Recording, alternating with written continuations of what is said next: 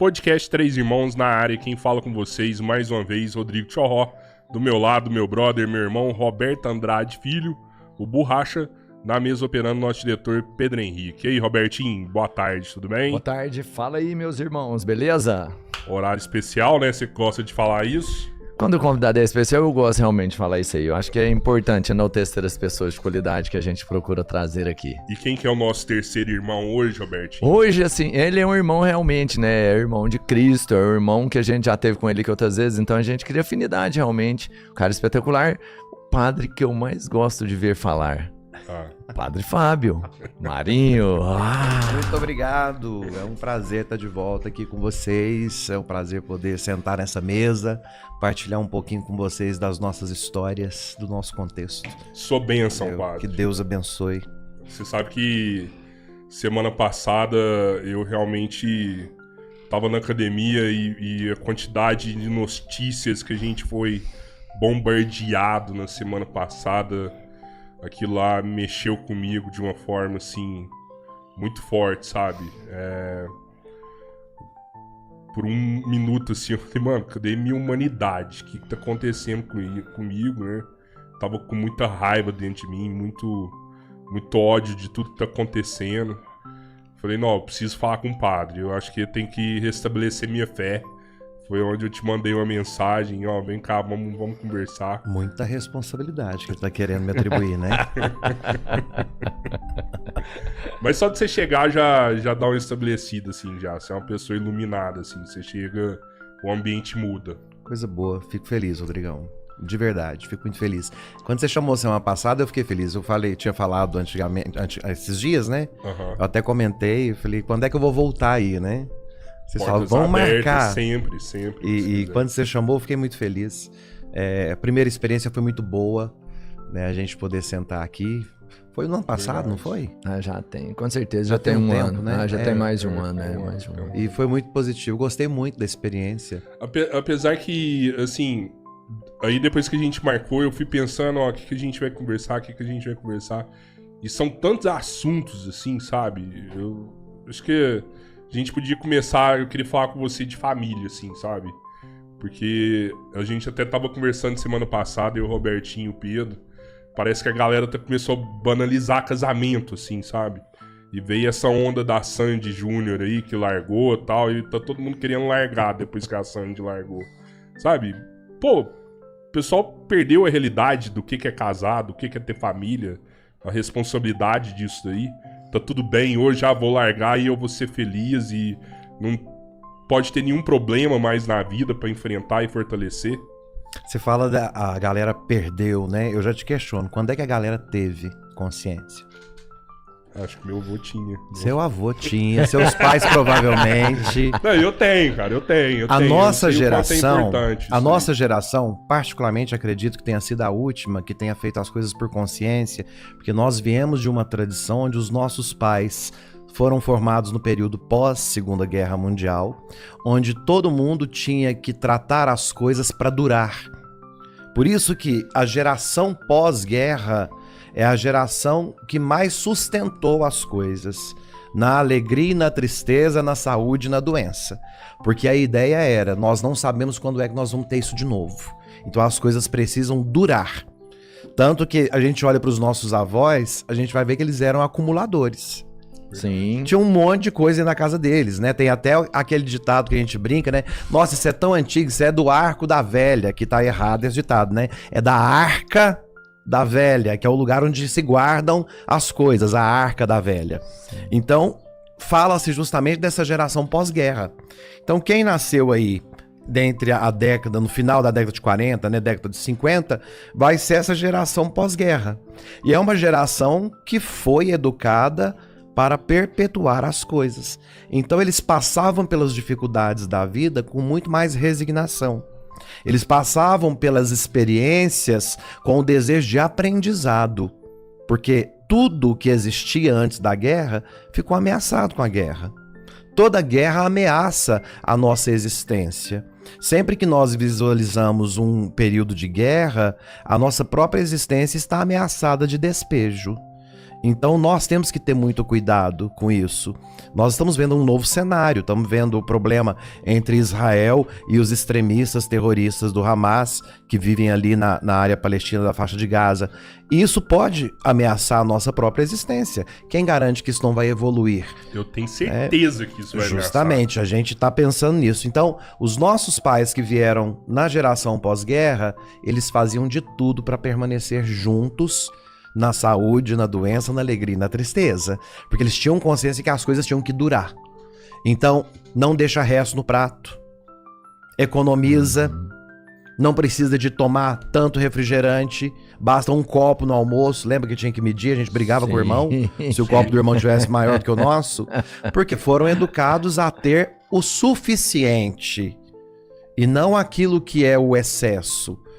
A geração que veio depois, os nossos filhos, foram criados numa geração de internet, onde tudo é muito rápido, onde várias abas do nosso inconsciente estão abertas ao mesmo tempo e a gente começa a se deslocar psicologicamente para dar conta de ler tudo aquilo que está em nós.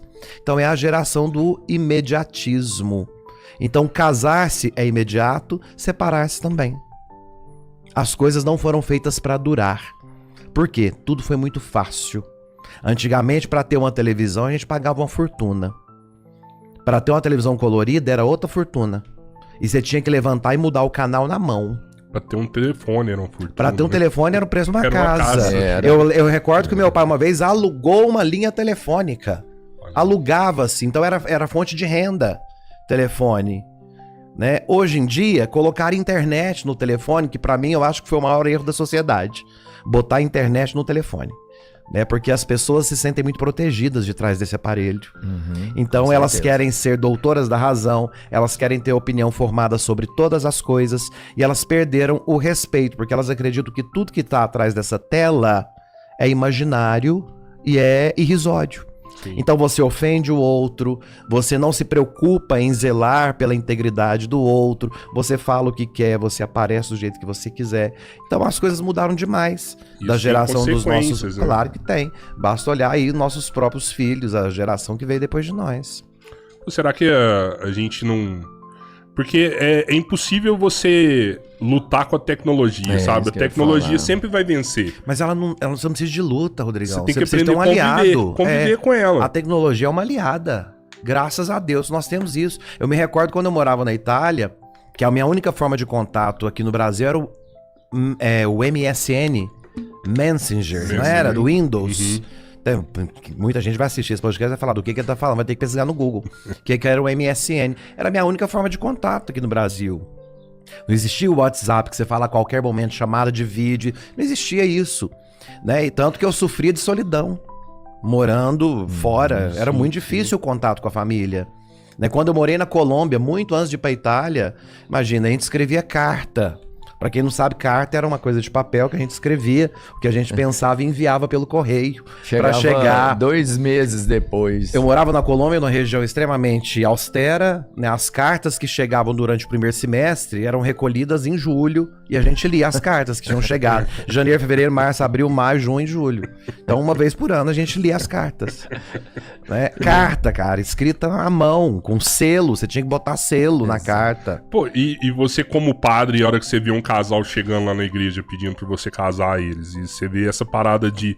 Porque tem um imediatismo pra largar, mas também existe o imediatismo pra casar. Tem todo né? um afã. O cara encontrou hoje, não, vamos casar, tal, não tem conversa. Eu lembro, nossa, o tanto que eu conversei pra casar, foi uma decisão tão séria, assim, hoje em dia, a única pergunta, quando os noivos me procuram, eu vou fazer a entrevista com os noivos, eu pergunto, vocês estão querendo se casar ou vocês estão querendo encontrar alguém pra suprir aquilo que pai e mãe não te deu?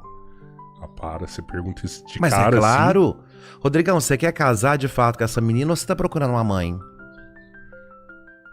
Porque o que é a realidade de hoje das famílias?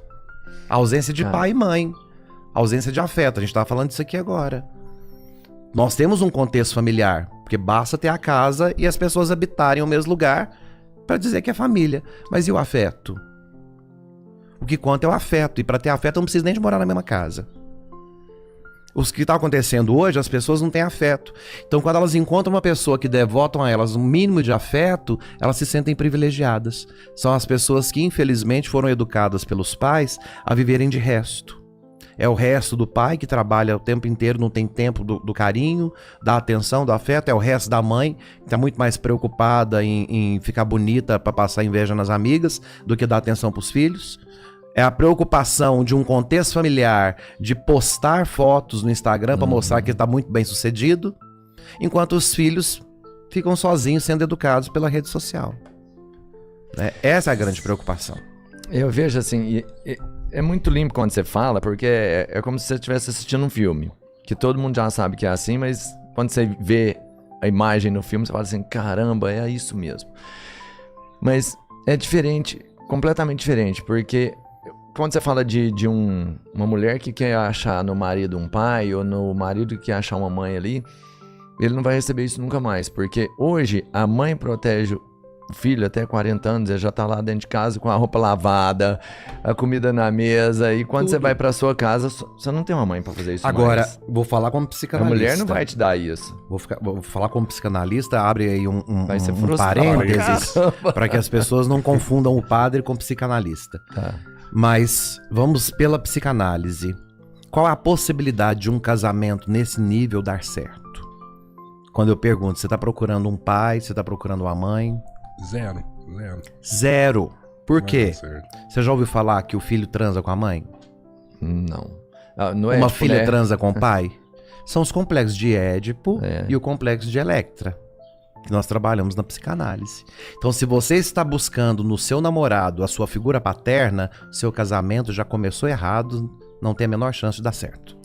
É porque às vezes é inconsciente, né? As pessoas Sempre é sempre consciente, Rodrigão. inconsciente. Sempre é inconsciente. Porque ninguém faz isso tendo consciência Sim, que está fazendo. sim. Porque a busca, você não sai na rua procurando alguém para substituir seu pai.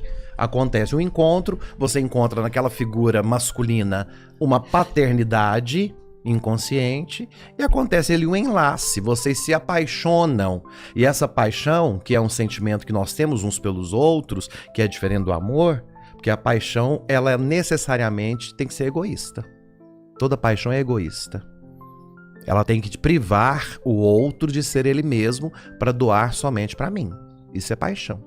Quando eu estou apaixonado, eu me torno uma pessoa doentia nos ciúmes, nos sentimentos de rejeição. Qualquer coisa é motivo para exigir justificativa do outro.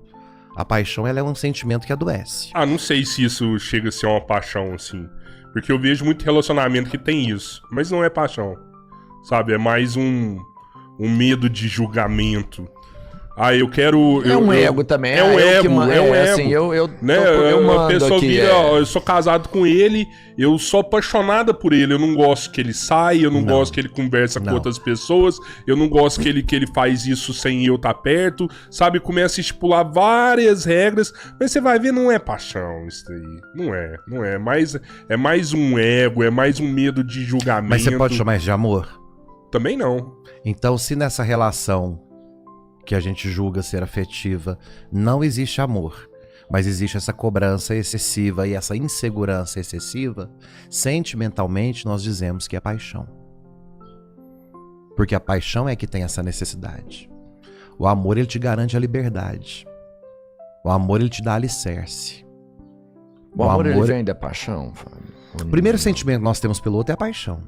Começa assim mesmo. Depois nós avançamos para o amor. Eu costumo dizer sempre isso nos casamentos, eu repito sempre. Às vezes eu fico até repetitivo, mas eu acho que as pessoas precisam se recordar disso. O primeiro amor que nós sentimos pelo outro é a atração física. Está muito ligado à paixão. Na filosofia grega, nós vamos ter Aristóteles e a escola aristotélica que vai trabalhar muito essa questão dizendo: o primeiro amor humano é o amor erótico, é o eros. É o desejo pelo que o outro pode me dar enquanto fogo, enquanto hormônio, enquanto orgasmo. É o primeiro amor que nós sentimos. Esse amor está muito próximo da paixão. Porque a paixão, como o poeta já dizia, é fogo. Né? E o fogo, com a mesma intensidade que ele nasce, ele apaga. Então, o primeiro amor que nós experimentamos numa relação é o amor erótico. É o desejo pelo corpo, pelo prazer, pelo orgasmo. Depois, na convivência, você evolui isso. Você vai evoluir para o amor filia, philos, que é a amizade, é a admiração, né? Daí o termo filosofia, que é a admiração pela sabedoria, amizade pela sabedoria, porque sofia em grego é sabedoria. Então o philos é essa admiração, essa contemplação, é quando você coloca o outro num patamar acima de todos os demais, porque para você ele é único. Só que na primeira decepção que você tem, quando ele não falar algo que você quer ouvir, ou ele falar algo que você não queira ouvir, você tira ele do pedestal. É o amor philos, né? É aquele amor que a gente experimenta na adolescência, né? Para além do erótico, porque o amor erótico é aquele que me faz querer desejar e dominar e ter várias pessoas ao mesmo tempo. Já o amor philos, ele deseja um só. Então ele vai ali idealizar um só. Passado o amor philos, você vai compreender a essência do amor, que é o ágape. A palavra ágape está ligado ao desinteresse. Você tira o outro do pedestal e coloca ele junto com você. E você zela dele por aquilo que ele é. O amor ágape, ele na dimensão cristã, é o amor com que Cristo amou os seus discípulos. Veja na última ceia. Tinha pão, tinha vinho, mas tinha um traidor. Nem por isso Jesus deixou de lavar os pés do traidor. Porque o amor ágape, ele te ensina: eu te amo apesar de você. Porque te amar é uma escolha livre que eu tenho e não passa pela sua maldade, não passa pela sua negação. Eu te amo apesar do que você é. É impossível ter um amor desse. É o amor de Cristo para os apóstolos. Não tem como ter e um Jesus amor vai desse. dizer isso aos cristãos: amai-vos uns aos outros como eu vos amei. A essência do cristão é esse amor. Mas eu discordo do cabeleiro aqui. Discordo totalmente. Hum. Não é impossível. Eu acho que é muito possível. Não é possível só fazer. Tipo, Cristo fez pra todos. Mas é possível pra mim e pra algumas pessoas. Eu consigo fazer isso pra algumas pessoas, mas não pra todas. Não, então é impossível. Porque Não, é possível, mas não é possível pra todos. É possível É ter esse possível, amor. Rodrigão, vou te é falar possível por quê. ter esse amor? É possível Eu ter. acho que eu vou te clarear um pouquinho agora que você vai entender como que é possível. Quando Jesus lava os pés de Judas, ele demonstra isso: eu te amo apesar de você. Sim. Só que na hora de partilhar do mesmo pão e do mesmo vinho, ele pede para Judas sair da mesa. Porque te amar e te compreender é uma opção que eu tenho, apesar de você. Isso não significa que eu te queira na minha mesa. Significa que eu não te quero mal e não te desejo mal. Então, eu te amo e te perdoo, mas na minha mesa sentam-se apenas aqueles que de fato são de verdade. Jesus tirou Judas da mesa antes da comunhão. Ele lavou os pés de Judas, mas não deu a comunhão para Judas. Judas não comunga na última ceia. Porque a comunhão é o presente dado aos que são de verdade. E eu não posso colocar os que são de mentira no mesmo nível dos que são de verdade.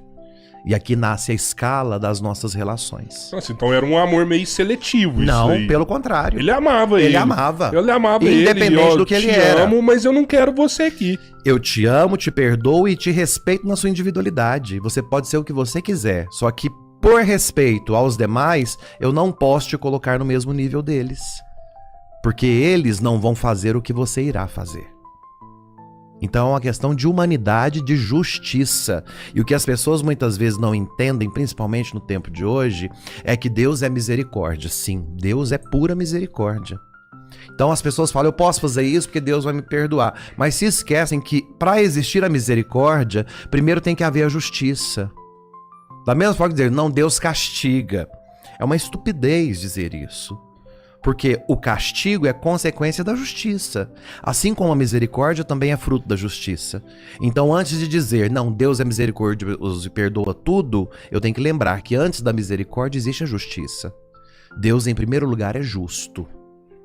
Então, a sua colheita, ela é facultativa. Perdão, a sua plantação é facultativa. A sua colheita é obrigatória. Aqui é a justiça. Jesus lavou os pés dos 12 apóstolos, igualmente, sem diferença nenhuma, que é um gesto dentro do judaísmo que representa a atitude do menos importante dentro da casa. Somente os servos, os empregados é que podiam tocar os pés. uns dos outros. Jesus tira o manto de mestre, coloca o avental do serviço, do diaconato em grego, porque diaconato significa serviço. Então ele se reveste do avental do diácono e lava os pés de todos. E quando ele vai partir o pão e consagrar o vinho, dizendo isto é meu corpo, isto é meu sangue, primeiro ele retira Judas da mesa. Fala, eu não posso dar o mesmo alimento, o mesmo sabor para aqueles que estão comigo firmes até o fim, para alguém que fez a escolha de não ser justo. Então não é seletivo, é justo. Nossa, tem gente que se apega assim a hora que Jesus voltar e vai amar todo mundo e vai resolver todos os problemas. Aqueles que então estão isso não vai preocupados, acontecer, cara. os que estão preocupados com a volta de Jesus é porque estão pouquíssimo interessados em fazer as coisas acontecerem hoje. Porque a volta de Jesus, ela não depende de nós. A volta é o nosso reencontro com Ele. Pode ser hoje, quando eu sair daqui, se eu morrer ali na porta, a volta de Jesus para mim é hoje. Uhum. É o momento em que eu me desligo das coisas materiais para viver inteiramente num plano espiritual de onde eu saí. Nós somos criados num jardim e é para lá que nós vamos voltar. É claro que isso é uma metáfora para dizer que o lugar onde nós fomos criados é perfeito, é irreparável. Não tem nada de ruim. É para lá que nós vamos voltar. É o meu encontro definitivo com Deus. Mas Sim, aí a sim. gente volta até na parte de que Judas, ele foi amado como os outros, Totalmente. respeitado como os outros. Totalmente. Mas ele, como os outros, ele tinha o livre-arbítrio. Totalmente. Mas você tem que responder, né, por todas as suas escolhas. Claro. Se elas não É a questão forem... da justiça. Exato. Então, Como que eu assim, trato uma pessoa que vai me entregar à morte por conta de dinheiro, no mesmo nível que eu trato pessoas que vão morrer comigo se for preciso? sim. É uma questão de justiça. Nosso Senhor é justo. Judas vendeu a vida de Jesus. Os outros deram a vida por amor a Jesus.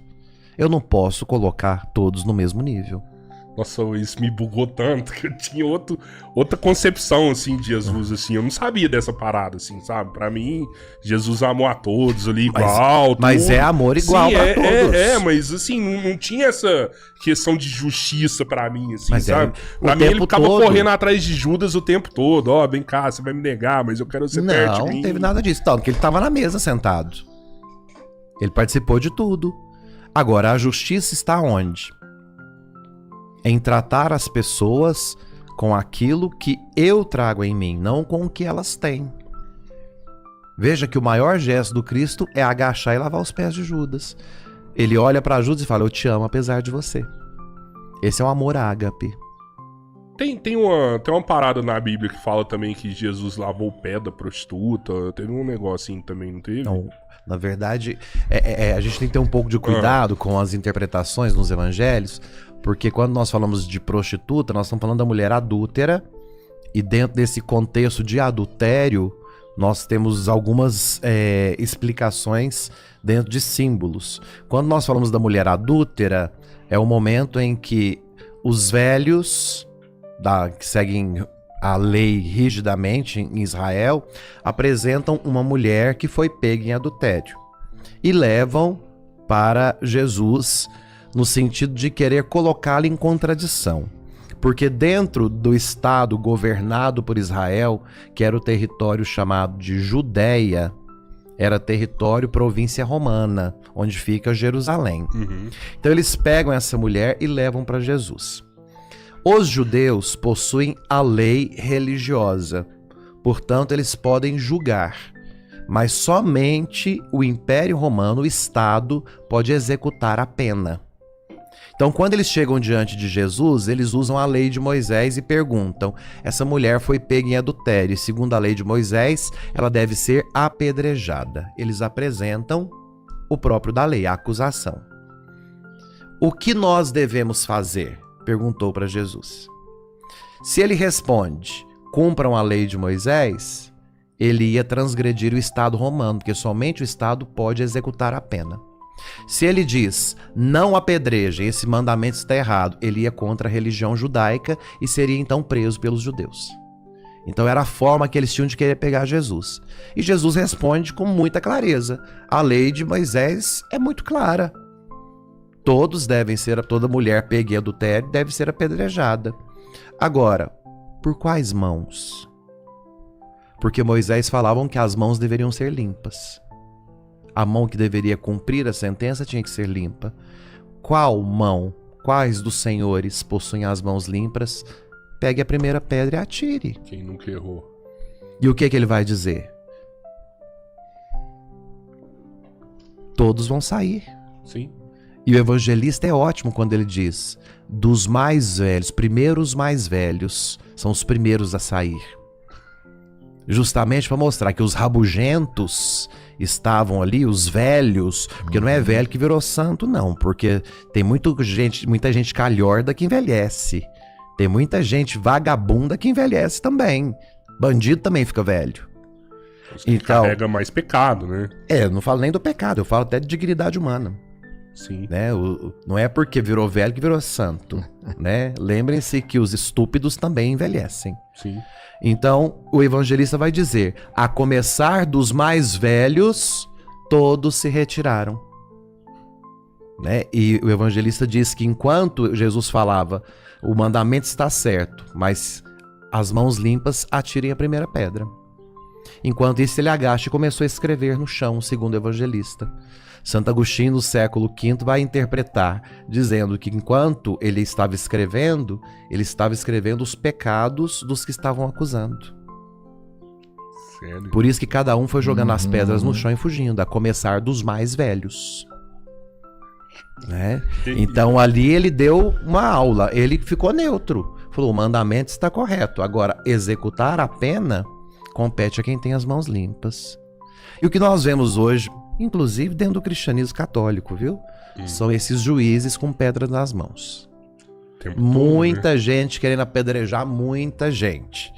Né? E que se a gente abrir a boca para falar de fato, como Jesus anotou no chão, o que cada um traz de podre em si, talvez as pedras cairiam com mais facilidade. Eu acho que é porque é uma questão de vazio da pessoa e ela busca um pertencimento.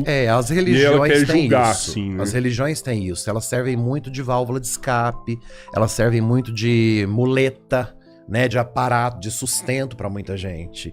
Então existe muita imoralidade, existe muita falsidade, existe muita ausência de afeto, sabe? Gente mal amada mesmo, que abraça a religião como estandarte, né? E paga de puro e de santo, coloca-se na condição de apontar o dedo pro outro e julgar a vida do outro, enquanto a própria vida tá toda desregulada, mas se esconde por detrás da instituição religiosa. Mas eu até acredito que foi algo que começou dentro da religião, mas ao mesmo tempo foi algo que foi crescendo tanto, que furou a bolha da religião. E hoje assumiu tudo... a sociedade inteira, né? Hoje tudo é motivo de julgamento. Tudo. Se você come um bis ou se você come um Kit Kat, é motivo de julgamento, entendeu? Se você toma uma água cristal ou um H2O, você pertence a um lugar e você vai ser julgado por Parece isso. que as coisas agora foram divididas, né? Nós formamos clãs de acordo com as nossas escolhas, né? Isso é muito perigoso. Então, a religião ela vem para unir as pessoas. O próprio nome religião, que deriva, né, de religare, que significa ligar novamente, é uma junção. Trazer o homem de volta para Deus, visto que nós perdemos a convivência de Deus. Dentro da cultura judaico-cristã, isso encontra-se no relato metafórico do livro do Gênesis. Quando Adão e Eva desobedecem a Deus, comem do fruto proibido, que era o fruto da árvore do conhecimento, e então se igualam a Deus. Mas um só é Deus. Então não poderiam habitar o mesmo ambiente com a sabedoria divina. Então, pela desobediência, o homem, a humanidade, na sua essência, perde o convívio com o divino. Agora, o homem não dá conta sozinho, ele precisa voltar para Deus. Então a religião faz esse papel de religar o homem a Deus. Ligar novamente o homem a Deus. Dentro do cristianismo, isso se dá por meio de Jesus Cristo. Né? Que Deus, sentindo saudade da criação do homem, ele mesmo se submete à condição humana por meio do Filho Jesus Cristo, que desce do alto céus e se torna verdadeiro Deus e verdadeiro homem. E ali, então, ele absorve a nossa humanidade. Quem morre na cruz não é a divindade. O que morreu na cruz foi a humanidade de Adão e Eva até Jesus Cristo, que é a humanidade apartada de Deus. Quem morreu na cruz foi a nossa humanidade que tinha sido despachada do paraíso. A partir da morte da cruz, do sepulcro, quando Jesus desce à mansão dos mortos, ele está descendo no mais baixo da nossa condição humana. E ao ressuscitar, ele atrai junto com a sua força de ressurreição ou com a sua capacidade de fazer novas todas as coisas, ele ergue a nossa humanidade que é recriada no primeiro dia da semana. Então, a humanidade que no Éden foi criada no sexto dia, será recriada agora no primeiro dia da semana. E se nós voltarmos ao Gênesis, no capítulo 1, a gente vê que no primeiro dia da semana, Deus disse, haja luz. Portanto, a luz que ilumina todo homem, a luz que ilumina todo ser, toda a existência, é o Cristo. Porque é Ele que sendo Deus, se faz homem e resgata-nos das trevas da nossa existência humana. Porque ser humano sem Deus é viver na treva. Por isso que quando nós falamos o que é o inferno, a ausência total de Deus. O inferno é justamente o nada absoluto, é o escuro da vida, da existência. Pô, tem muita gente que vive o inferno na Terra, então. Muita gente que inclusive provoca o inferno na Terra. Na vida dos outros. Você acha que o pior pecado seria esse? Eu acho que o grau do pecado... Conhecer Deus e negar a Deus. Isso é o inferno, é a escolha pelo inferno. É o pior pecado? Eu já não digo nem o pecado, é uma opção, uma liberdade. Sim, todo mundo tem o livre-arbítrio. Porque o pecado ele não pode ser escalonado, né? Como médio, grande, pequeno. O pecado é uma dimensão, o pecado não é um ato. Ele é uma dimensão. Sim. Então, o pecado, não existe o pecadinho e o pecadão. Existe uma dimensão espiritual chamada pecado. Mas é que eu vejo que esse pecado, Jesus vai falar, eu te amo, mas você vai ficar de cá. Você não vai sentar na mesa aqui comigo jamais. Eu particularmente não acredito que Jesus faça isso. Ele pode muito bem tirar você da mesa... porque você fez a escolha antes dele de não estar ali. Sim. Tanto que quando ele fala para Judas, ele diz, levanta e vai fazer o que você precisa fazer. Porque ele tinha que sair para ir chamar os mestres da lei para prenderem Jesus. Então, Jesus não tira Judas da mesa simplesmente porque estava com raiva ou porque simplesmente não queria aceitar a situação, não. Porque Judas já tinha combinado que ele sairia para fazer. Então, Jesus fala, levanta e vai fazer o que você tem que fazer. Isso chama-se liberdade. Porque se Jesus falar, você não vai sair da mesa, ele não teria ido chamar os mestres para prenderem Jesus. Não tinha traído ele não teria sido preso. Sim. Jesus respeita aquilo que é a individualidade de Judas e a liberdade de Judas. E Judas fez a escolha de viver à sombra. Porque ele fez no a último escolha. instante ainda tem o arrependimento, que é Tem o arrependimento. Que é vamos falar, né? Um justamente. bem maior que você pode fazer para si mesmo. É se arrepender de Por verdade. isso que muitas pessoas falam, mas e se Judas arrependeu? Porque a escritura fala que ele tirou a própria vida. É possível um arrependimento? É possível. Mas por que Judas tirou a própria vida? Uma forma dele mostrar que ele estava arrependido? O arrependimento seria voltar e pedir perdão. Tem gente que não sabe falar perdão. Mas é aí que está. Ele viveu 3 anos junto com os outros 12, com os outros 11. Pedro também negou Jesus e foi embora para Galileia.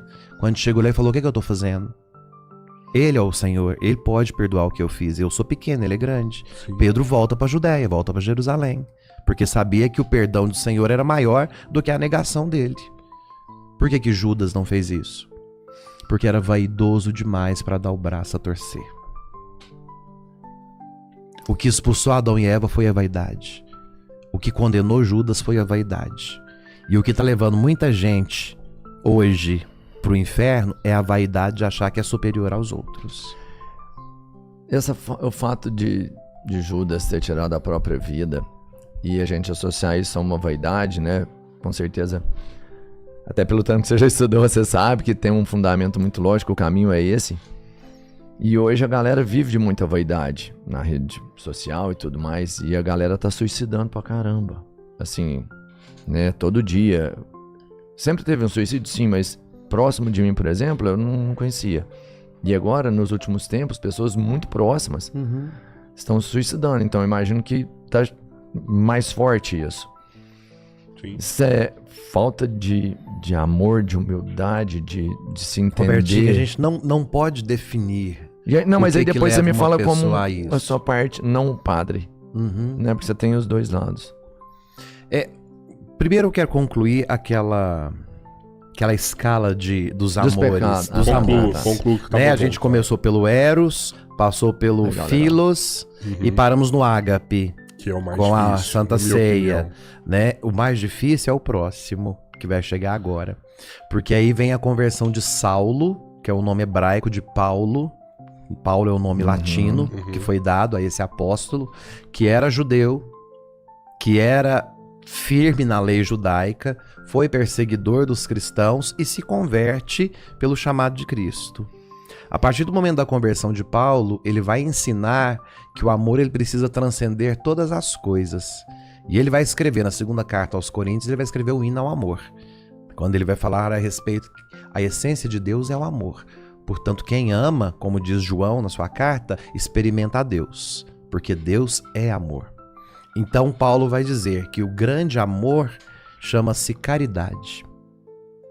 Portanto, não pode existir a presença de Deus fora da caridade. Então, em tudo, quando você olhar para uma pessoa, olhe com caridade, porque você não sabe o que está por detrás daquela alma. Qualquer tipo de caridade. A caridade está ligada a aceitar o outro sem exigir nada em troca. É quando o outro se tornar totalmente desnecessário para você e mesmo assim você permanecer amando. Você não espera nada em troca. É amar a inutilidade do outro. Isso é caridade. O que essa pessoa pode fazer por mim? Absolutamente nada. Eu a amo. Nossa, as pessoas não têm noção do que é caridade hoje, então. É. Caridade é outra palavra. Outra coisa. A prática da caridade hoje está muito confusa com prática social, né? Sim. Prática social.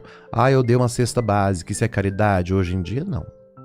Isso é uma questão social, consciência social. Né? A caridade é amar o outro na inutilidade dele. Essa pessoa não tem nada para me oferecer e eu o amo. As pessoas não precisam só de comida. As pessoas querem muitas vezes que você abaixe o vidro do seu carro e pergunte o nome delas, para elas não passarem 24 horas do dia sendo invisíveis diante da multidão. Porque só quando você sabe o nome de uma pessoa, você dá rosto para ela. Você traz à tona quem ela é. Você passa pelos semáforos da vida, quantos transeuntes que já passaram e que a gente nunca nem teve coragem de perguntar o nome. Não é sempre arroz, feijão, o dinheiro que mata a fome das pessoas. Muita gente morre de fome de dignidade. Passa o dia inteiro sem se identificar a ponto dela mesma esquecer o nome dela. Porque ninguém pergunta como ela se chama. Ela não possui nada para te oferecer. Ela torna-se invisível. Esse amor é difícil. Por isso que eu te Eu digo tava que... pensando num abraço a hora que ele falou. Ele pode É. dar um abraço em uma pessoa que você Esse não amor é conhece. Tipo assim, você tem uma justamente. pessoa, um andarilho na rua que você não O que conhece. ele pode te oferecer? Mas você vai lá e um abraço não vai custar nada. Absolutamente. Mas não é tão fácil. Por que causa repulsa? Não chego a pensar na repulsa, mas é um... A repulsa que eu falo é o que nos impede de nos deixar atrair pelo outro. Seria assim. O que me impede, por exemplo, de olhar para uma pessoa em situação de rua e não parar ao menos para conversar, para saber o nome dela e chamar, verbalizar o nome da pessoa, fazer o nome da pessoa sair da sua boca para ela ouvir que ela tem um nome, que ela não é o estado social que ela vive, ela é um ser, ela possui a dignidade dela. Ainda que nós, no nosso comodismo, ainda que o Estado, na sua falência moral e social, ainda que as pessoas não queiram vê-la, ela existe. E o que eu posso fazer por ela? Torná-la visível. Agora, pedir isso num século onde dentro de casa as pessoas são invisíveis, como que eu vou pedir para os da rua serem visíveis? Tem pai que não vê filho, tem pai que não vê marido, que não vê esposa. São seres invisíveis convivendo dentro da mesma casa. Sabe que a gente estava conversando com um psiquiatra e ela falou que dentro de uma casa que ela atendia, 4 pessoas. Os 4 tinham um celular com iFood, cada um tinha um cartão. Pronto. Eles não comiam juntos. Cada um pedia o seu e cada um comia num lugar É uma diferente desgraça da casa. completa. É uma desgraça completa. Que isso? Como que chegou Em assim? todos os sentidos. Onde que a gente errou, velho? É. Onde que a gente errou pra chegar nesse ponto? É. E saber que só vai piorar? Porque Agora, eu não vejo. É uma melhora. reprodução. O que, que os filhos vão fazer? Vão ser totalmente egoístas, dificilmente vão querer se casar, porque a ideia de casar subentende-se partilha, né? E vai querer partilhar o quê? Eu quero só o que é meu, Só meu. né? Eu faço pra você, desde que você invista, eu apenas executo. Se demandar qualquer coisa minha, eu já não estou disposto a fazer. Nós estamos criando uma sociedade completamente doente. Crianças e jovens cristalizados, porque são poupados de todas as dificuldades da vida, porque o afeto foi substituído pelo dinheiro, foi substituído por coisas materiais. E essas pessoas, quando chegam diante da dificuldade da vida, não dão conta de resolver absolutamente nada. Elas ficam doentes constantemente.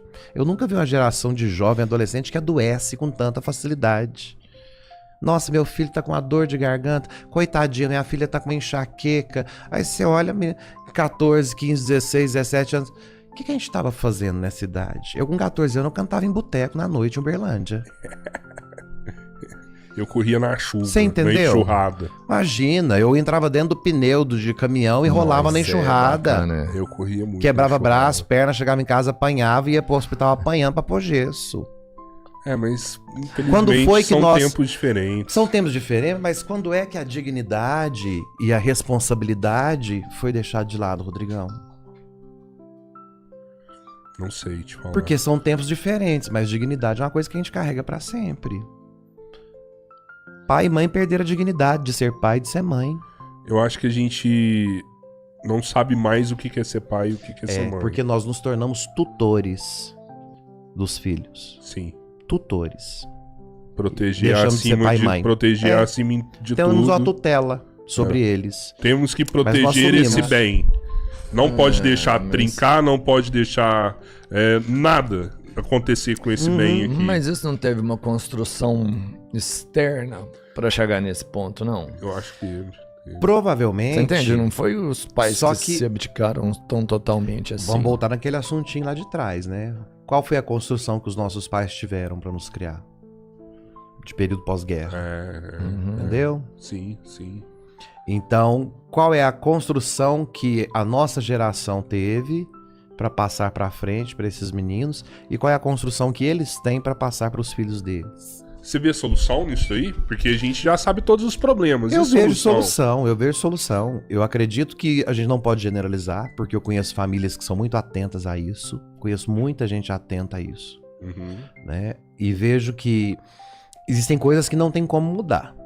Como, por exemplo, o uso da tecnologia, que é excessiva. Sim. Então a gente não vai controlar isso nunca mais. É um caminho sem volta. Agora, recuperar o domínio de disciplina, o domínio de tempo, o domínio de espaço, isso é função de pai e mãe. Eu conheço uns que fazem isso muito bem. Eu também conheço. Conseguem fazer Você isso tem o muito seu bem. tempo para usar a tecnologia, mas você vai ter tempo também para se dedicar à família, para se dedicar aos estudos. Então, como era feito na nossa época? Não tem né? solução. Eu olho para minha geração, eu fico me perguntando, quem que deu errado na minha geração? Eu fico vendo dos meus amigos particulares que cresceram comigo, né?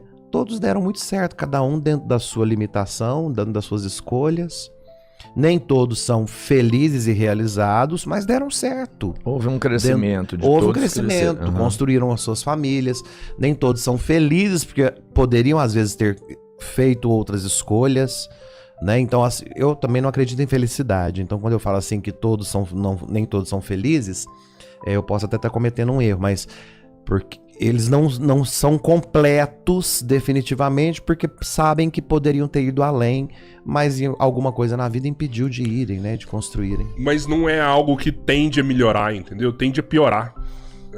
Seus amigos deram certo, os meus deram certo também. Uhum. Mas os filhos dos meus amigos, não são todos, é óbvio, né? Mas a maioria vai ser pior do que os pais. Né? A minoria que vai conseguir ser melhor do que os pais. Eu não consigo precisar essa ideia de maioria ou minoria. Por quê? Porque eu não tenho filhos. Apesar de conviver... Você tem vários filhos, né? Você é padre. Mas eu não tenho responsabilidade afetiva sobre eles. Sim. A minha responsabilidade, ela é espiritual. É.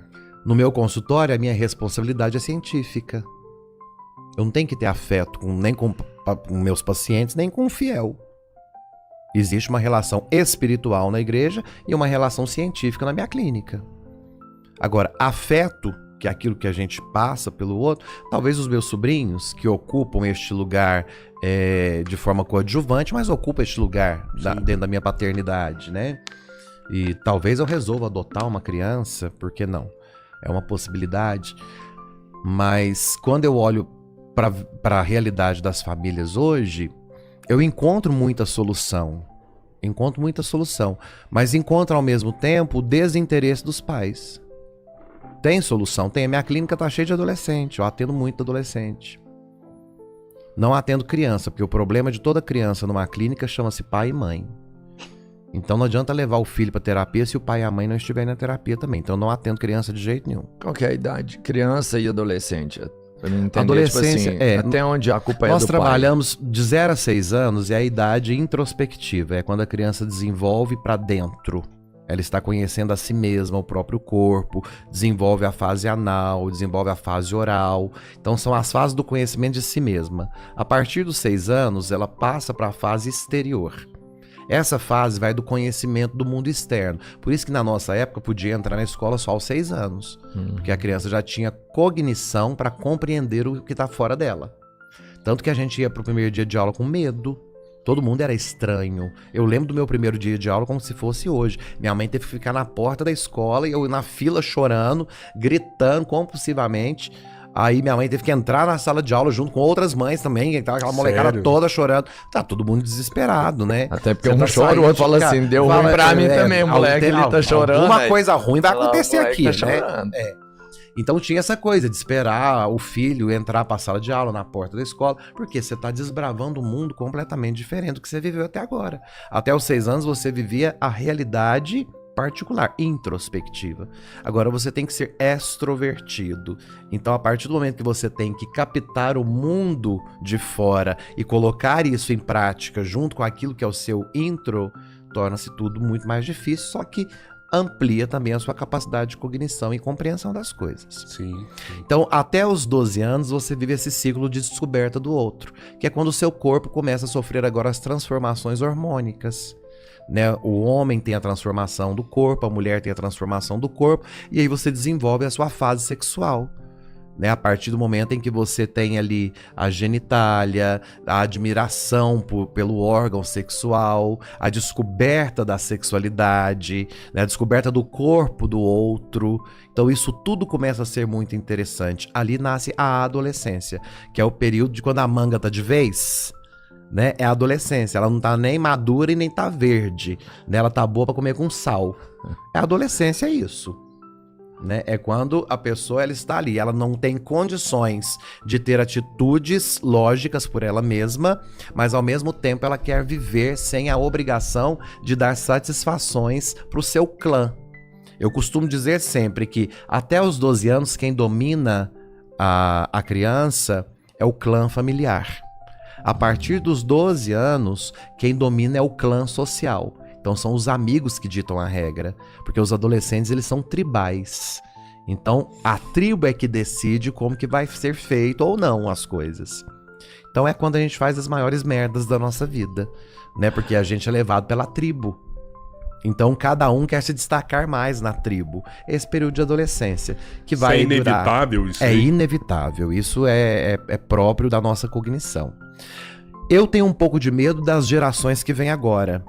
Porque o menino com 6 meses de idade já tá na frente de uma tela com muita informação de cor, de som, de movimento, de brilho. Isso destrói o cérebro de uma criança. Destrói. Então, nós já temos aí um número altíssimo de diagnósticos de transtorno de déficit de atenção. Nós temos um número altíssimo de crianças diagnosticadas com autismo. Isso tudo é influência de informações excessivas fora da época. Eu acho que daqui a uns tempos o celular vai ser igual açúcar pra criança, sabe? Os pediatras vão falar, ó, não deixa pegar no celular até 2 anos de idade. Justamente, porque cria-se uma dependência, atinge uma parte do cérebro que fica dependente disso. E o que é o pior de tudo? Conforme nós vamos amadurecendo, nós queremos mais. É como um vício. Sim. Conforme você fica viciado no açúcar, você vai querer sempre mais o doce. Uma vez que você fumou a sua pedrinha de crack, amanhã não vai ser uma pedrinha que vai te satisfazer. Então, a mesma coisa são as informações que nós temos na tecnologia. Então, hoje eu fico satisfeito com a galinha pintadinha, né? Amanhã eu já não quero mais a galinha pintadinha, eu quero uma coisa mais nervosa, né? Agora já tem jogo de guerra, jogo de tiro, de assalto e não sei o quê. Então, é sempre essa busca. Aí você vai chegar na adolescência, eles vão perder o significado das coisas porque já não vai ter mais novidade, não tem mais nada que preenche. Mas você acha que isso pode antecipar a adolescência também? Por que a gente antecipar a puberdade? Por que a gente tem tanto suicídio entre os jovens de 12 a 18 anos? Isso é assustador, esses números, né? Assustador. Parece, eu vi moleque de 9 anos suicidando. Justamente, assim. porque chega numa fase que tudo perdeu sentido. Porque foi muito estimulado desde os primeiros meses de vida. Chega um momento da vida que não tem mais nada que te estimula. Você se angustia, se deprime e você quer colocar um fim à sua angústia. Ninguém se mata para colocar fim à vida. As pessoas se matam para finalizar as angústias. Então, vem o suicídio como solução para isso. Cara, mas é muito louco isso. Porque, pensando numa criança de 9 anos, o que seria uma angústia para uma criança de 9 anos? Tudo aquilo que não vai suprir o que ela teve desde o nascimento até os 9. O excesso de informações que ela teve até os 9 anos. Chegou nos 9, as informações que tem são poucas. Pro que ela espera. Ela zerou a dopamina, ela precisa né? de mais, zerou. Aqui, ó, todos aqueles vídeos de TikTok, dopamina. E aí, de repente, nada mais gera dopamina pra aquele moleque. Tá triste. Tá infeliz ali, tá triste. Nada. E aí você percebe que nós estamos nos tornando zumbis, porque nós estamos agindo no mecânico. Todos os dias nós estamos agindo no mecânico. Você acorda na mesma hora, você faz as mesmas coisas, você segue o mesmo trajeto da sua casa para onde você tem que ir, para voltar é o mesmo trajeto. A gente nem variação cerebral a gente faz. Mas eu faço isso, sabe por quê? Porque eu já sei o caminho mais curto. O Robertinho é briga direto por causa disso, assim, sabe? Que toda vez que eu ando de carro, eu gosto de fazer um caminho diferente. Lógico, isso. Eu gosto de fazer um caminho diferente pra olhar outras coisas, passear. Isso. E toda vez é ele, é minha esposa, tu briga comigo. Não, faz esse caminho que é mais curto, faz esse caminho que é mais curto. Aqui é 100 metros, ali é 102 não metros. É ser Cara, curto, dá uma não. raiva É você esse fazer uma negócio. variação cerebral que é fundamental para você não deixar o seu cérebro paralisado com a mesmice. Você ligou automático. É o Quando você sextou, faz sempre as mesmas né? coisas... Gente, que tristeza a sociedade Sextou. brasileira que chega no domingo, se deprime porque tem uma segunda-feira e eles começam a segunda na expectativa de chegar à sexta. Nós passamos uma vida inteira e quando a gente envelheceu, não fizemos nada da vida além de postar na rede social sextou. Como se essa desgraçada dessa sexta-feira resolvesse todos os problemas da vida. Meio-dia. A gente passa a semana inteira esperando um dia específico. Isso é qualidade de vida? Que merda de vida é essa que eu tenho que me obriga a esperar um dia específico da semana pra ser gente? Então, o meu trabalho é insuportável, minha família é insuportável, todas as minhas escolhas são insuportáveis. Aí, na sexta-feira, eu vou me medicar. Ou seja, eu vou ter que me entorpecer pra esquecer de tudo que eu fui de sexta pra trás. Aí eu me entorpeço. Você já viu aquele psiquiatra americano Jordan B. Peterson? Sim. Eu vi ele falar de uma parada que é tão foda, tipo assim... Resolva as coisas mais simples que você faz na sua vida. Tenta fazer elas o melhor possível. Você acorda, você toma café da manhã com sua família, toma o melhor café da manhã com eles. Depois do café, você conversa com a sua esposa. troca melhor ideia com ela. Na hora do almoço, faz o melhor almoço com a sua família. Aí depois você vai pra sua empresa, tenta ir legal, tal, sabe? As coisas mais simples que você faz na sua vida, tenta fazer elas da melhor forma possível. Você vai resolver 90% da sua vida, porque aquilo você faz todo dia. Justamente. E hoje a gente tá preocupado com o final do ano, pra onde que eu vou. Se eu vou pra Ubatuba, se eu vou pra Guarujá, se eu vou pra Disney. Essa é a preocupação. Porque você abre o Instagram aqui agora, você tá trabalhando, mas seu amigo tá na Europa. Nossa, olha aqui, tá na Europa. Eu vejo a hora de eu ir pra Europa também. Né? Que vida de merda. Por que eu não tô lá na Europa igual ele tá lá, mas ninguém sabe também a vida de merda que aquele cara teve também o resto E essa do ano. coisa de se comparar o tempo todo, né? Nós estamos uma sociedade doente. A gente se compara com tudo. Olha, na clínica, eu posso dizer isso aqui, não é antiético, porque eu vou falar de forma geral, mas eu pego adolescentes e já na fase adulta, início de fase adulta, que não conseguem ter ereção, porque são viciados em pornografia. Então, eles se viciam na imagem que fica dos personagens de filmes eróticos, que é claro que uma empresa que vende e vive disso não vai colocar qualquer pessoa. Vai colocar um estereótipo de corpo, um estereótipo de tamanho de genital, vai colocar um estereótipo de formas e maneiras e posições. Chegando na realidade, o cara acha que a realidade é igual ao filme. Aí ele se frustra, porque ele vê que a realidade não é aquilo, e ele não consegue ter uma ereção. Eu tenho jovens hoje na clínica que não conseguem ter relações sexuais porque só podem ficar excitados se houver um estímulo da rede social, de um filme pornográfico, de um vídeo, de alguma coisa assim. Porra. Então, é o excesso de comparação. Eu preciso de ser aquele cara do filme. Eu preciso de ser aquela mulher do filme. Transar 30 sabe? minutos, 40 minutos. Justamente. E assim, não sabe a realidade. Não é sabe uma coisa de outro mundo. que o cara então... toma um remédio ali pra ter ereção, Não, e quantos nem dias nada, pra né? sair uma cena de 30 minutos, né? Sim. E torna-se isso como se isso fosse um padrão a ser seguido. E vamos trazer isso para os outros lados da sociedade também. A gente está querendo se comparar o tempo todo com tudo, como se a vida fosse uma eterna competição. Ninguém vem no mundo para competir com ninguém, não, gente. E essa história de que a gente tem que dar conta de tudo é a maior ignorância do mundo, porque ninguém veio ao mundo para dar conta de tudo.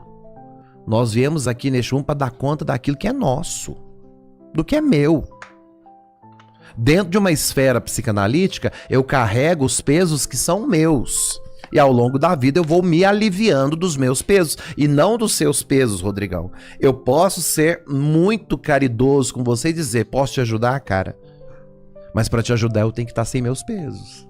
Eu tenho que estar bem resolvido comigo mesmo. Claro. Jesus já vai dizer isso. Por acaso pode um cego guiar outro cego? Eu acho que os dois vão cair no buraco. Uhum. Então não adianta. Primeiro tem que estar bem. Né? E a gente É o fica avião, vendo... né? A máscara do avião. Justamente, é isso. Primeiro coloca a sua máscara, depois você coloca do antes outro. de ajudar né? o outro, coloca em você. Porque enquanto você tá ajudando o outro, você tá morrendo asfixiado. Vai matar os dois. E morrem os dois. Sim, sim, sim. A mesma coisa. Eu sempre falo na igreja, quando eu vou fazer uma homilia, eu vou falar de família, eu falo, por que a gente fica buscando fazer caridade fora de casa? Se geralmente quem tá morrendo de fome e de sede é quem dorme do seu lado. Quantas vezes vocês já pararam pra pensar no quanto de afeto vocês dedicam à esposa de vocês? Vocês já pararam pra perguntar pra elas o que vocês podem fazer pra que ela seja melhor?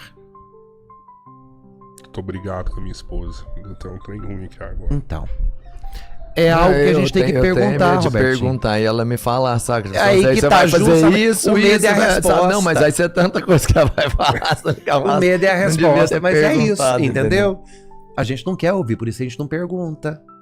E o que o padrão vai que social nos responde ensinou? uma lista, Não, mas né, você mano? entende? É tipo assim, essa é Pô, a mas parada. isso não- tudo, não- né? ué. E é uma coisa que é muito clara na nossa sociedade. Nós criamos um padrão de proteção. Eu chego pra você na rua, te encontro, viro pra você, a primeira coisa que eu te pergunto é o quê? E aí? Tá tudo bem? Eu tô querendo de fato saber se tá tudo bem? Lógico que não. Porque se você falar assim, Fábio, não tá, inclusive você pode me ouvir 5 minutinhos, vai me dar taquicardia. Porque eu não tô preparado pra parar o meu dia pra te ouvir. Então eu pergunto se está tudo bem pra cumprir um padrão social. Eu não tenho interesse em saber se você está bem. Essa é a realidade da sociedade hoje. Mas eu vou te falar, tem uma outra coisa, e é particular, mas não é particular minha, eu acho que é particular de uma grande maioria das pessoas, que é o fato de não estar preparado realmente pro diálogo. E não é pra pessoa desconhecida que fala, tudo bem na rua. É com a minha própria esposa. Eu virar pra ela e falar assim, você tá bem? Eu não sei. Esse momento ele não acontece pra mim, percebe? Tipo assim, a todo instante eu tô ali, a gente tá próximo. E às vezes eu até percebo que ela não tá bem. Mas eu não sei o time. Eu não me encontro no momento de chegar pra ela e... Sabe? Vamos conversar, vamos... Entendeu? É um erro. Na primeira carta de Pedro ele fala, né, que o sol não se ponha sobre o vosso ressentimento. Né, ele vai dizer isso para as comunidades cristãs. Então eu pergunto isso para vocês hoje. Quantas vezes vocês já dormiram ao lado da esposa de vocês com o coração cheio de ressentimento? Já várias vezes. E isso vira um adubo pros desafetos, viu? Porque diante da menor coisinha que acontecer, aquilo vai ser adubado pelos ressentimentos que não foram resolvidos. Às vezes você prefere dormir assim do que resolver alguma coisa ali. É aí que tá. Mas vai vai deixar pra demorar resolver muito quando? pra resolver. Mas e quando que você vai resolver? Tempo resolver? Aí amanhã você acorda fingindo que nada aconteceu. Mas aconteceu e você não tá doido pra fingir que não aconteceu. Aconteceu. Agora você vai passar por cima disso? Aí de repente quando um estoura ou simplesmente o outro fala, a partir de hoje não é com você que eu quero ficar. Aí você fala, mas o que aconteceu? Vai abrir aqui uma página de 50 anos de história de coisas mal resolvidas que não foram ditas na hora certa. As pessoas não se cansam das outras da noite pro dia. As pessoas se cansam de uma história construída. A gente não se cansa da página, a gente cansa do livro. É verdade. Então a gente não pode simplesmente fingir que os ressentimentos não existem. Eles existem. E Pedro é muito claro ao dizer, não permita que o sol se ponha debaixo do vosso ressentimento. Isso já vai ajudar muito a gente a entender como educar os nossos filhos e formar uma nova geração. Pô, a hora que você falou da criança que chega lá que tá com problema com pornografia, como que o pai consegue identificar um caso desse pra depois procurar um psicanalista e falar, ó, meu filho... Eu primeiro pergunto como que o pai não tem controle e acesso ao que o filho vê na rede social. Isso é difícil, né? Fácil. A minha primeira questão é essa, porque eu vou primeiro chamar os pais e falar como que funciona dentro da sua casa a autoridade sobre isso. E eu pergunto, vocês sentam juntos pra almoçar? Ah, não, cada um tem seu horário. Já é uma merda. Por quê? Porque já não há o significado de intimidade. Onde é que as nossas famílias a vida inteira resolveram todas as coisas? Na mesa. Hoje em dia, quando você dá conta de reunir a família inteira, seus filhos estão com o celular. Não dá conta de olhar dentro dos seus olhos. Hoje a pessoa não dá conta de perceber que a esposa chorou porque não olha nos olhos. Não dá conta de perceber que o marido está extremamente cansado, fadigado, porque não olha nos olhos. Você não percebe a angústia, a tristeza dos filhos, porque não olha nos olhos. Os filhos já não identificam os pais pelo olhar. Sim. Ou vai falar que na nossa época bastava um rabo de olho da mãe pra você saber que você ia chegar em casa, você ia apanhar. Já estava dito no olhar. Hoje em dia a gente não sabe a cor do olho do pai e da mãe. Porque não sobra tempo, cara. Não sobra tempo. Mas isso aí é a maioria, né? E mesmo assim, não são todas as crianças que viciam em pornografia. Não. A pornografia é um exemplo. Sim, é um exemplo. Sim. É porque eu já ouvi um cara, um neuro falar disso aí. E, pô, é sério pra caramba isso aí, né? É muito. A criança para de render na escola, Sim, para tudo. de render na vida. Tudo. E a minha preocupação, porque esse caso do seu paciente, maravilhoso, vai resolver. Agora imagina uma criança que passa por isso e não busca ajuda. O que é a consequência de uma criança dessa quando tiver 18, 19 anos, 20 anos? Dificilmente vai conseguir se relacionar. Muito dificilmente. Vai conseguir ter um relacionamento maduro. Pode virar um adulto agressivo. Pode virar um dependente químico, geralmente, porque essas ausências são preenchidas por entorpecentes. Porque a realidade é muito triste de ser vivida, então você precisa sair da realidade. Se não for droga, vai ser o uso excessivo de ansiolíticos, de hipnóticos, enfim, os psicotrópicos que tiram você da realidade. De alguma forma você vai ter que suprir tudo isso. A angústia, a dor de existir é muito pesada. Então você mete a cara ou nas drogas lícitas ou nas ilícitas. Essa é a grande realidade. Cara, agora sim, um mundo que vai ter essa informação a todo tempo, né? Não tem um tratamento, não tem um paliativo pra isso. Não. Tem. Não, até Eu porque... digo, tem a família, Aham. mas é um esporte, eu falo pro jovem mesmo, falando da criança que chega lá. No esporte ele vai ajudar, Vai, só a que religião vai ajudar. toda instituição pode ajudar.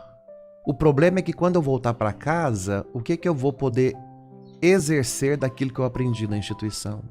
É igual a mãe que leva o filho pra catequese e chega dentro de casa, o filho quer falar sobre catequese, a mãe não entende nada e não está disposta a discutir sobre a religião. O que vai adiantar ele fazer catequese uma vez por semana? Nada. Adiantar vai. É perfeito. Vai sim. Né? Ele vai ter a base dele ali, ele vai entender e talvez ele vai seguir um caminho sozinho. Primeiro ele precisa conhecer. Mas não tem planta mais que cresce difícil, sem adubo, realmente, né, é. Robertinho? Não tem Planta água nenhuma ali, cresce né? sem adubo. A vida da gente ela é construída no adubo, no cuidado, no regar, no podar. A vida é isso. A gente usa a metáfora das plantas, mas é uma grande realidade. Pô, ter essa visão de psicanalista, né, que você bate o olho, consegue enxergar tudo que tá acontecendo ali, te atrapalha de alguma forma dentro da igreja como padre? Não. E vice-versa, ser padre te atrapalha ser psicanalista? Ser padre me atrapalha a ganhar dinheiro.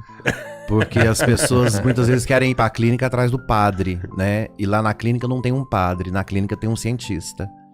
É né? difícil Então, diferenciar isso aí, né? Justamente. Então, às vezes as pessoas chegam lá querendo uma direção espiritual. Né? E na clínica eu não possuo, eu possuo uma ética clínica. Aham. Né? Eu não posso usar a religião na minha clínica. Como na igreja, eu preciso usar aquilo que é o dogma e a responsabilidade da igreja. Então, existe ali um equilíbrio, obviamente, que nós vivemos. A igreja não nega a ciência, é claro. Mas existe também da minha parte um limite daquilo que eu posso pregar.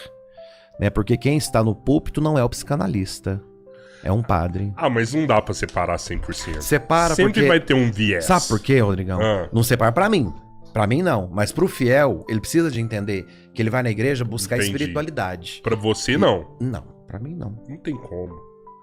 Não A tem gente como. tava falando. Eu Mesma sou... coisa você pegar um juiz que vai julgar um caso lá. Uhum. Né? O juiz, ele é filho de fazendeiro. E aí ele vai julgar um caso de um sem terra que invadiu a fazenda e matou a família do fazendeiro. Ele não vai colocar um viés ali? Na situação inversa, o juiz, ele foi formado por uma família de sem terra. E aí entrou sem terra na fazenda, o dono da fazenda matou a família de sem terra.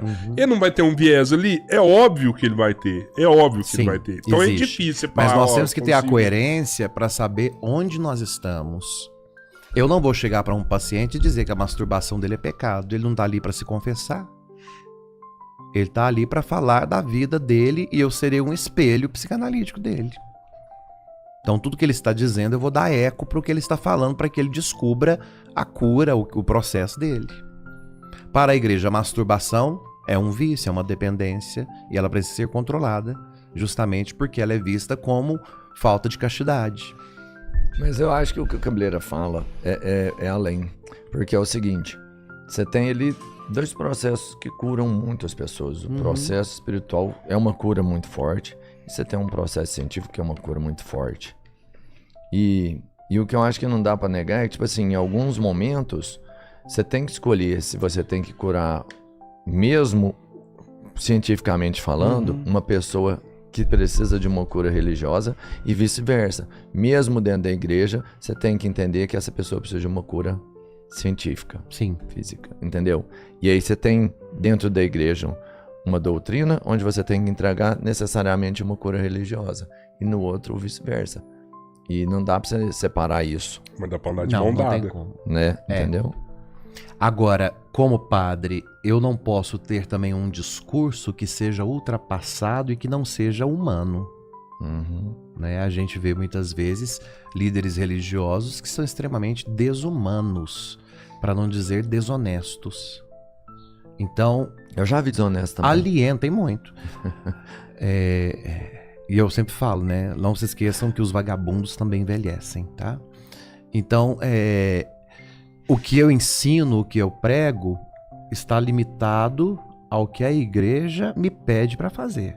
Eu não tenho direito na igreja de querer fazer a minha vontade e pregar o que eu quero. Porque na igreja eu sigo um modelo. Então eu obedeço aquilo que o magistério da igreja me permite. Dentro da clínica, eu faço aquilo que a Sociedade Brasileira de Psicanálise me orienta. Que é dentro do meu tripé de científico, daquilo que eu trabalho, meu tripé ético, me obriga a agir. Agora, o meu discurso na igreja não pode também tirar de mim os quase 20 anos de estudo e preparação, mestrado, doutorado nessa área, porque é algo que faz parte do meu ser.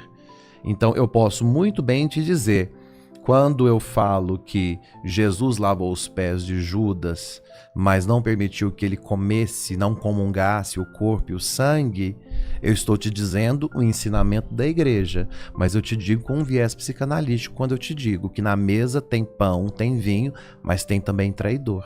Então sabe escolher quem você coloca dentro da sua casa. Isso não é a igreja que me ensina. Isso é a lógica das coisas. Sim. Então, eu posso muito bem aplicar. Em nada eu feria a dignidade da igreja e do magistério ao dizer isso. Não, nem um pouco. E tampouco ferir a ética da psicanálise. Porque no meu consultório eu te diria isso. Você está escolhendo companhias erradas. O que eu acho que vai apertando aqui, Fábio, é que nas duas áreas elas são extremamente apaixonantes. Você não tem como não se envolver quando você entra na área da psicanálise, não tem como você não se envolver quando você entra na parte religiosa de uma pessoa. E a paixão, ela é egoísta. E como é que você faz sendo apaixonado pelos dois? Voltamos não no se início sentir desse egoísta, podcast, sabe? sobre a Escolhendo paixão. uma situação ou outra com mais carinho, vamos pensar assim. Ser apaixonado é um risco. É um risco. Eu não sou apaixonado pela psicanálise, nem sou apaixonado pela igreja. Eu amo a igreja e amo a psicanálise.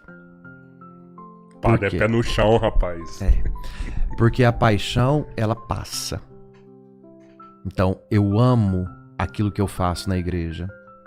Eu amo ser padre. O que não me impede de amar ser psicanalista, porque eu amo ser psicanalista. E se tem uma coisa que eu escolhi para minha vida dentro desses meus 40 anos de idade, é nunca fazer algo pelo qual eu não seja totalmente tomado pelo amor. Eu jamais farei algo pela paixão. Jamais. Como profissional psicanalista, assim, você acha que pode em algum momento atrapalhar o paciente te buscar? Fala, não, eu não vou lá buscar justamente. ele porque ele Não é te falei que eu padre. perco Ele dinheiro com vai isso? me dar. É nesse sentido? Não, eu achei que você perdia dinheiro da galera ir lá e falar, pô, padre, Não, me faz mais barato aí, me dá um não, desconto. não Não, dou você desconto não, pra ninguém. você Ô, não padre, pode me cobrar, não, padre. Eu sou da igreja. Faz uma Olha essa caridade. frase. Olha essa frase. Padre, pelo amor de Deus. Ô, padre, eu sou da igreja, eu tô sem Não me dinheiro e cobra, tal, não me cobra, Não dou desconto pra ninguém. Mas nessa questão é complicado A questão também, é né? essa, eu perco dinheiro por isso, tá? Por Falando, isso. ele é padre, ele vai querer me impor os dogmas da Vai igreja. mandar eu ir pra igreja. Eu não acredito em igreja. Eu perco paciente com isso. Vai mandar eu rezar um terço. Justamente. Vai rezar um terço, meu filho, né? Então, as pessoas às vezes pensam que ali dentro do consultório tá um padre, né? E não está. Definitivamente não está. Eu trabalho com a ética psicanalítica dentro da minha clínica. Porque são situações, você vê, a gente colocou um corte seu antes de ontem, falando da depressão, né? Quando você esteve sim. na Itália. Que eu citei pra vocês de forma científica, né? Isso, Sim. exatamente. Que você falou, ó, Sim. a única forma de curar é um tripé, é Isso. medicação, exercício físico e terapia, né? É. Os três. Foi colocar no YouTube e a galera já começou hateando. Né? Sem Deus você não cura, você tem que ter Deus pra curar, você tem que ter Deus pra curar, né? E você tava... Coitado dos ateus. Né? Você não tava de batina igual você tá hoje, né? Bateu mó mesmo. A galera falando assim, ó, tem que ter Deus pra curar. Eu ia lá e respondia assim, por que você acha que o padre tá errado? Aí os caras, não é padre? Então, essa é meio que estereótipo, né? É um estereótipo. Sim, e eu sim. falo pelos dois lados, porque eu sou padre, tive depressão, no último grau, que foi da crise de ansiedade, de me trancar no quarto, de não conseguir sair pra tomar banho, pra comer. Então eu tive assim, no quimba da depressão. Você pensou em tirar a sua vida? Nunca pensei em tirar minha vida. Eu sou muito incompetente pra pensar isso. Mas você acha que o depressivo ele não pensa nisso? Não necessariamente. Não? Não. Eu nunca pensei em tirar minha vida. Nunca. Né? Pelo contrário, eu ficava pensando, o que eu vou fazer dessa merda? E isso vinha na minha cabeça. Porque eu já ouvi falar que a depressão ela é a ausência total de felicidade.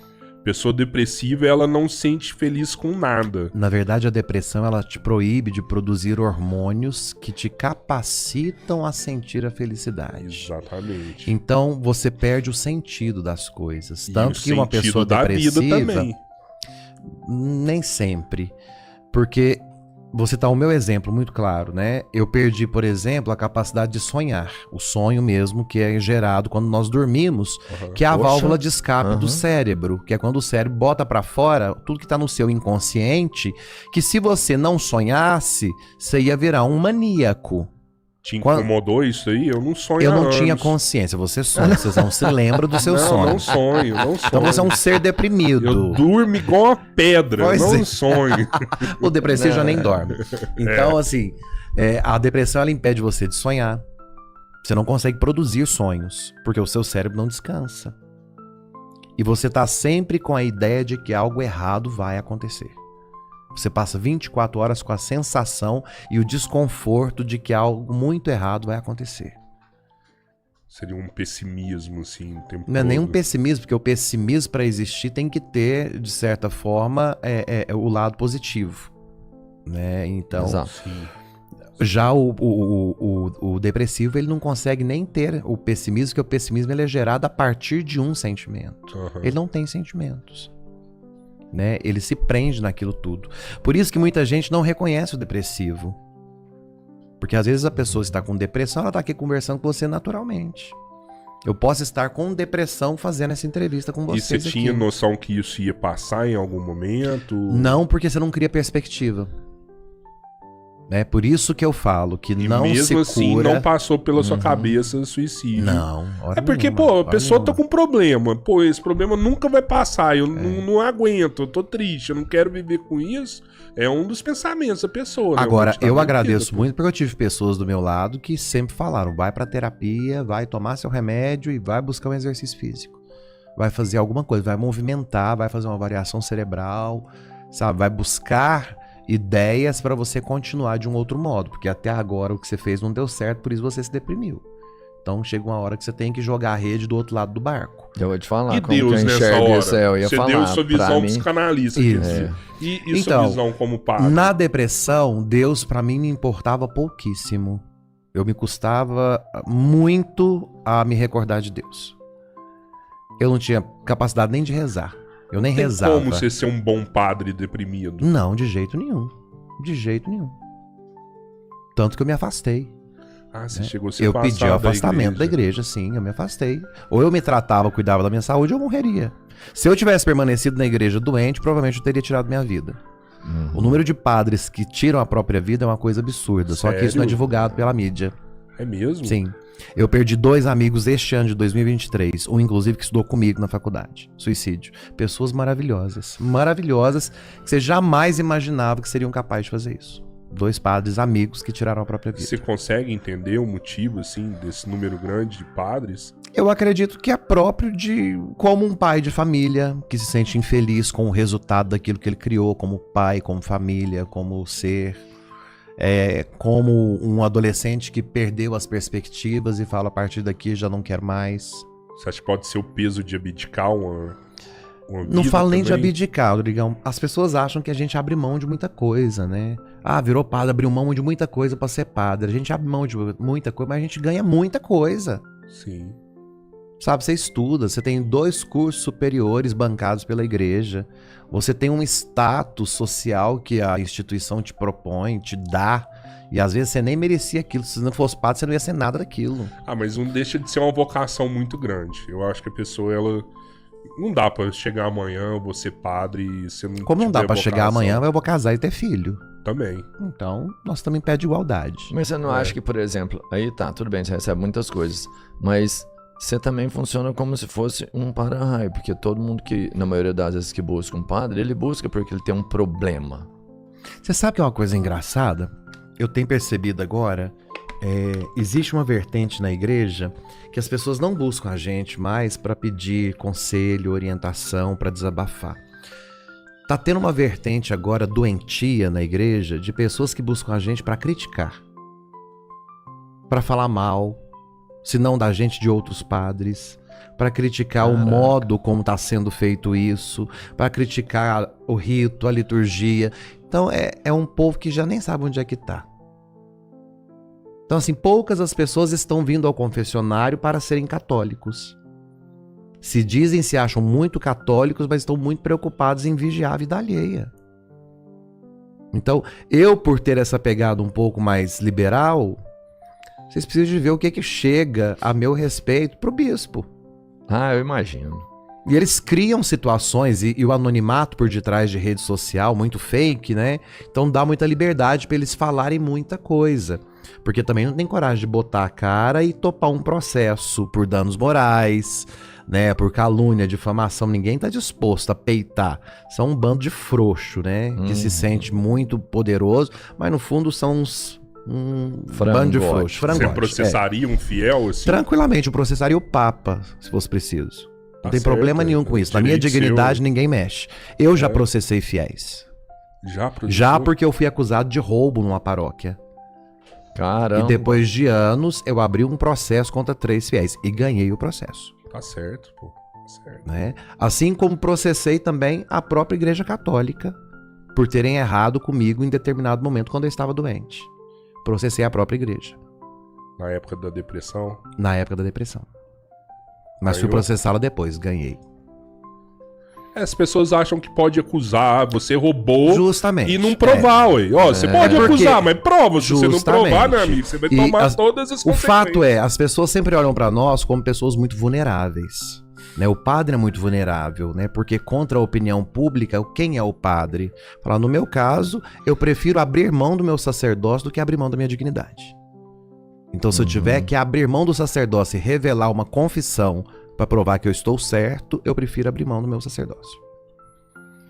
Isso vai gerar um monte de hater. Mas eu ia falar, a confissão você não pode fazer. Tá vindo na minha cabeça aqui o tanto de hate que deve tomar por conta dessas coisas, assim, porque você é um padre muito diferente, assim, nesse sentido. É aquilo que eu disse, eu amo o que eu faço. Se eu não amasse, eu não faria. Porque eu não faço nada que eu não ame. Nada. Ninguém me obriga a fazer nada que eu não ame. Essa é uma escolha minha. Assim, e a gente passa pela depressão. Esses dias agora entraram uns 2 anos do Covid também, que você ficou bem ruim. Fizeram 2 anos agora, dia 15 de agosto. Pô, quem que a gente conversou que tratou dele no o Vinícius. Dr. Vinícius. Oh, Vinícius. Dr. Vinícius que alguém salvou. comentou mesmo, bem lembrado. Ele me salvou, literalmente. Aquele cara salvou a minha vida, Dr. Vinícius. Isso eu digo pra todo mundo, porque ele foi de uma expertise, ele foi de um feeling, porque eu cheguei na UTI com 80% do pulmão fibrosado e eu não sentia, nada, eu não tinha sintoma. Porque você não usa 100 do pulmão, 80 quer dizer que gastou tudo, né? Não respirava mais, não, eu alucinava, sabe, perdi cabelo, perdi unha, eu cheguei no último estágio que você puder imaginar que uma pessoa pode chegar. Você sabe que... E o Vinícius foi campeão. Você sabe que eu vejo um problema no modus operandi do Dr. Vinícius? Adoro ele, inclusive um abraço pra ele. Olha o hater, cabeleiro. Mas hoje é verdade, vai ter muito hater isso também. Meu filho, se você resolve uma Ave Maria aqui, vai ter hater. Hoje a gente vive esse radicalismo, né? Extremismo de todos os lados. Eu vejo muita gente que, tipo assim, hoje abraça o Dr. Vinícius e fala assim, ó, eu gosto desse médico porque ele não usa remédio. E aí, ao mesmo tempo, eu tô vendo essa galera toda criticando quem faz uso de remédio. Justamente. Sabe? Tá os dois lados assim, sabe? Tipo, tem uma galera hoje assim que por eles acabava com todas as farmácias, acabava com todas as indústrias farmacêuticas. A gente tá sendo enganado por todas elas. A gente tem que fazer uso de fitoterápico, de natural, do leite com manga, sabe? Os caras não querem. Mas o cara que toma leite com manga e sobrevive, ele fica bem dizer imortal. Não, mas, minha mãe me explicou cara, isso. os caras não Quem vai pra morreu piscina foi depois de imortal. almoçar. Os caras hoje acham que qualquer vacina é ruim demais e tudo nesse sentido, sabe? E se você pegar números, olha os benefícios que a vacina já trouxe pra gente. Sem dúvida nenhuma. Né? A gente erradicou com várias doenças do nosso país por conta de vacina. Né? E hoje a galera tá totalmente bitolada com isso, sabe? O Dr. Vinícius, ele foi aluno do Dr. Laí Ribeiro, né? E amigo também. Eu vejo pessoas que criticam o Laí Ribeiro por algumas coisas, assim, o pessoal vem e vá, ataca, esse é amigo da indústria farmacêutica, esse deve ter farmácia, sabe? Deixa aí assim, e isso é um problema muito grande. A gente tem que ter responsabilidade na hora dessas informações, sabe? Porque você falar pra uma pessoa que remédio não funciona é quase ser responsável pela morte dessa pessoa depois, mano. E o mais engraçado é que quem fala isso passou a infância inteira tomando xarope. Biotônico Fontoura. Biotônico. Nós estamos grandão assim por conta disso, Rodrigo. É o biotônico. Também muito biotônico Fontoura, não é isso. ruim.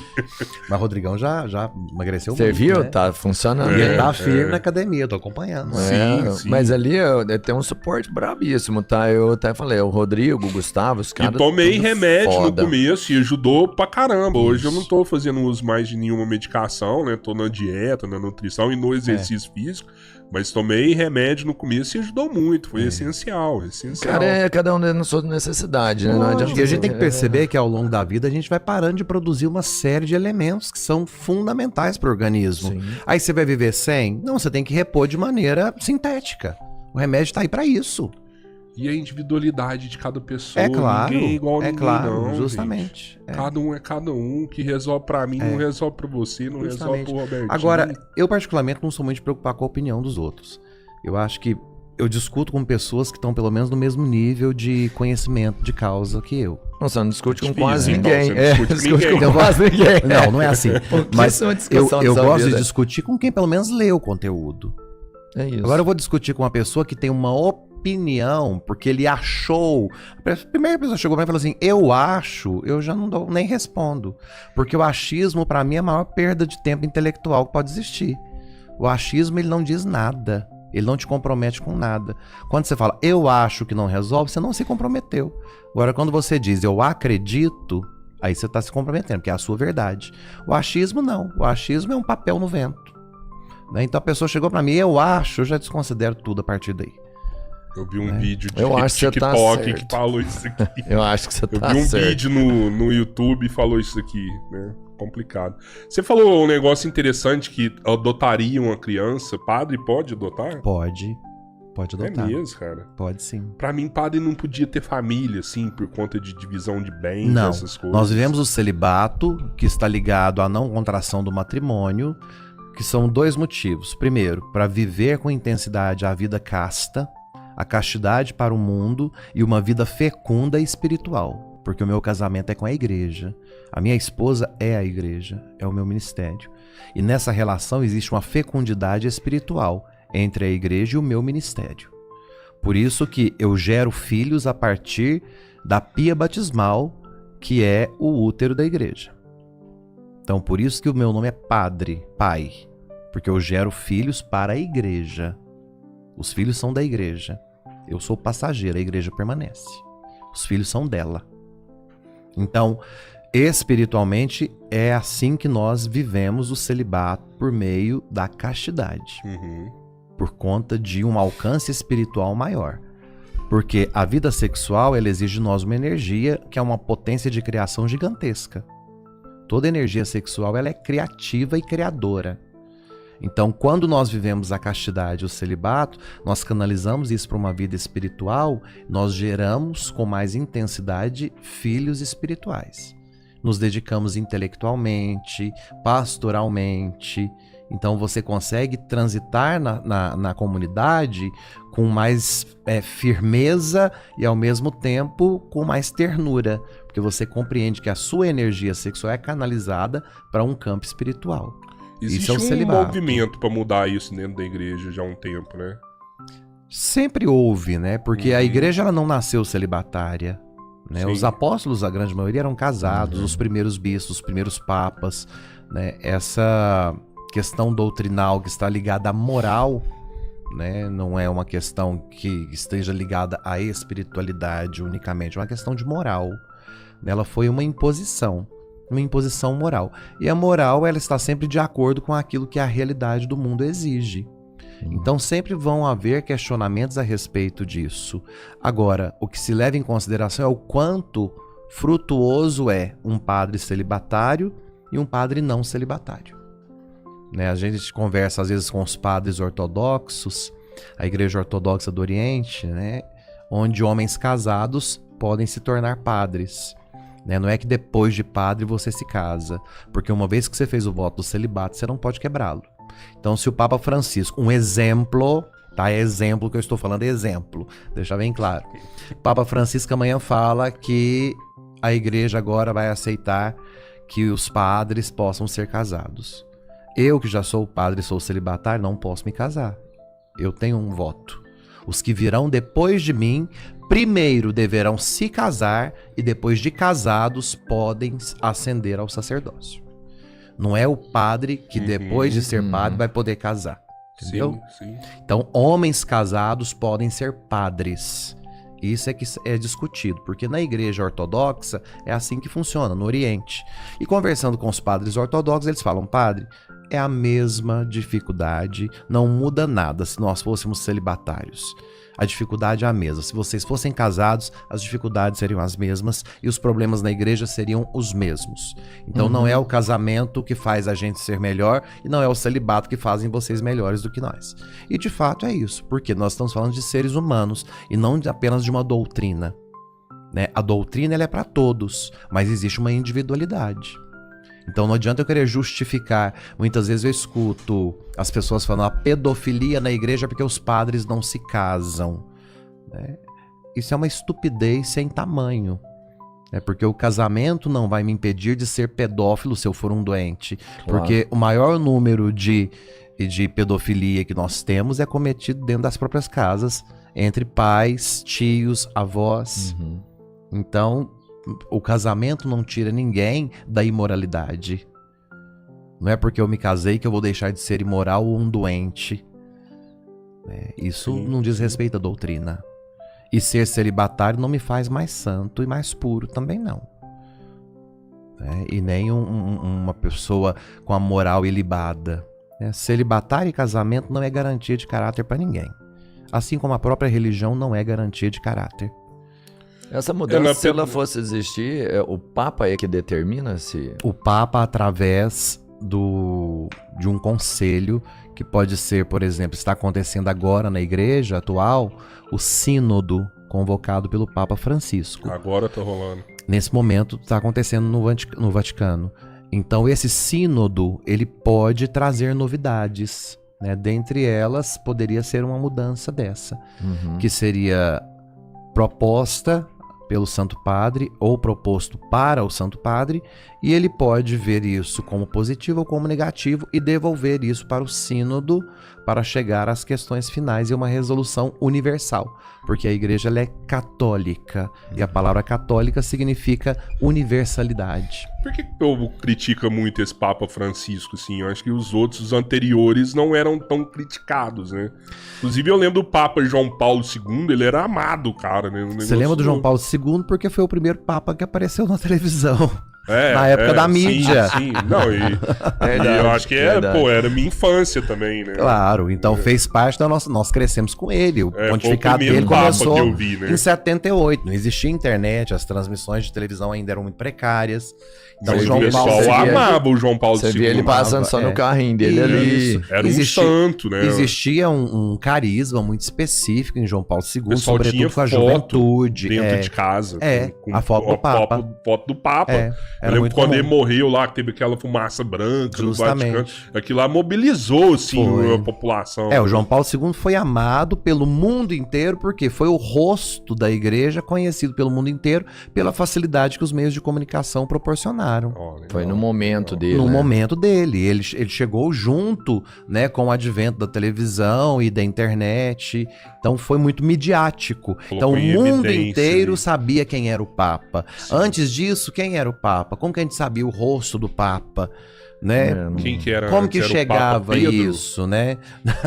Pedro foi o primeiro. Mas teve outros Pedros, né? Não. Não, só Não. um Pedro. Existe só? uma regra moral na igreja de que ninguém pode assumir o nome de Pedro. Eu não sabia disso. Não, Pedro é único. Todos os outros demais são nomes sucessores. Podem variar os outros nomes. Todos os nomes são trocados para demonstrar que existia uma vida anterior a assumir o papado e o trono de Pedro. Então, o Papa Francisco, o nome dele de batismo é Jorge. Uhum. Ele não poderia ser Papa Jorge, porque quem está assumindo o trono de Pedro não é o Jorge, é o sucessor de Pedro, Da hora. que Esse não- impôs esse nome sobre quem ele impõe? o título. Quem põe o título? Ele mesmo. Ele mesmo pode Ele escolher mesmo o se Ah, impõe. ele escolhe. Ele se impõe o nome de acordo com aquilo que ele quer realizar na igreja. Então, geralmente, segue-se o nome dos santos, de antecessores, né? Tanto que João Paulo, ele pegou o nome de João 23 e de Paulo VI, que foram os antecessores. Quando João 23 convocou o Concílio Vaticano II, ele morreu antes de finalizar, nomearam Paulo VI. Paulo VI finalizou o concílio. Ele morreu, elegeram o Luciano Albini, que era um italiano, e que impôs o nome de João Paulo I. Ele morreu, meses depois, o Karol Wojtyla assume e coloca João Paulo II. Então é sempre em busca daquilo que o antecessor fez ou de algum nome que foi referência para a igreja. Como no caso de Bento XVI, houveram 15 Bentos antes dele. Sim, sim. Então segue a espiritualidade de São Bento de Núrcia, que é a vida da oração, da contemplação, do zelo pela liturgia, né, pela intelectualidade, que é próprio de Bento. São Bento, né? Ora et labora, reza e trabalha. Então é uma espiritualidade que foi seguida por 15 papas. Aí do nosso século veio o cardeal Joseph Ratzinger, que quando foi escolhido pelo Colégio dos Cardeais para ser o sucessor de Pedro, ele se autoimpôs o nome de Bento XVI, porque já tinha 15 antes dele.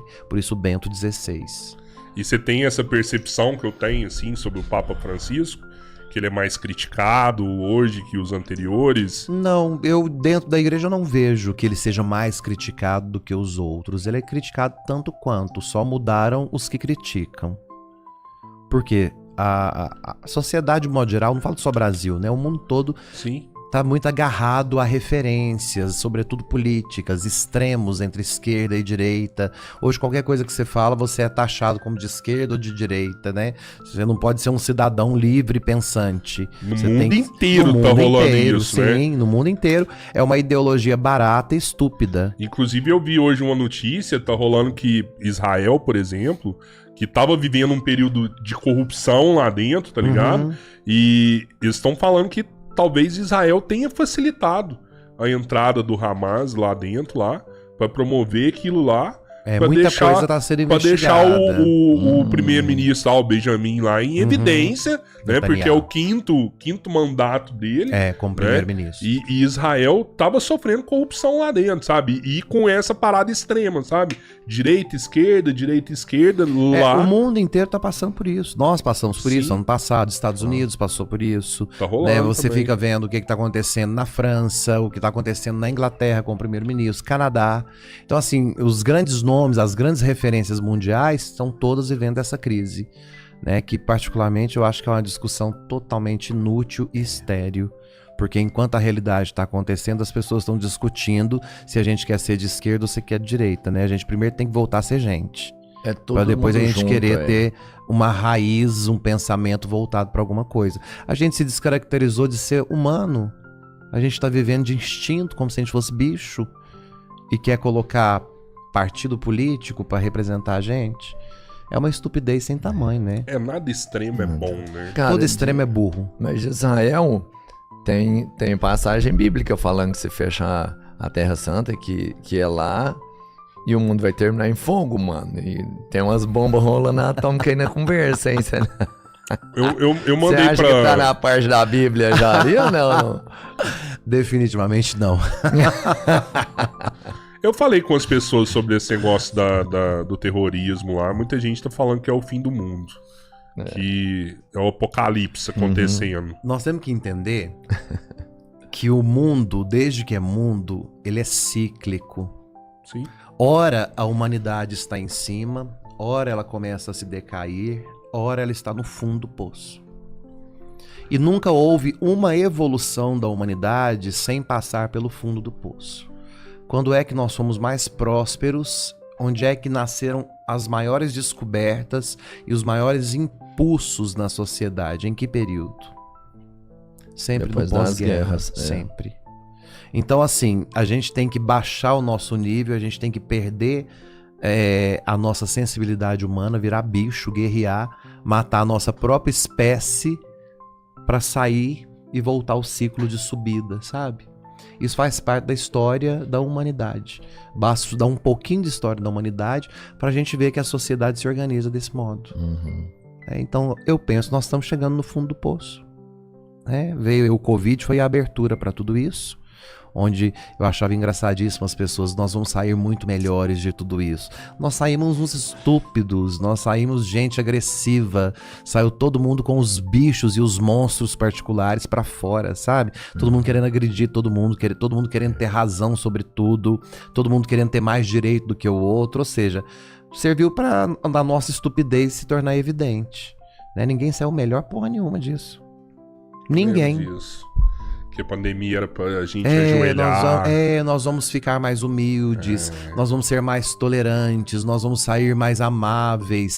Nós saímos um bando de bicho que parecia que tinha anos que não comia nada e a gente quer devorar todo mundo. Mas você tinha essa percepção também? Absolutamente não. Nunca teve?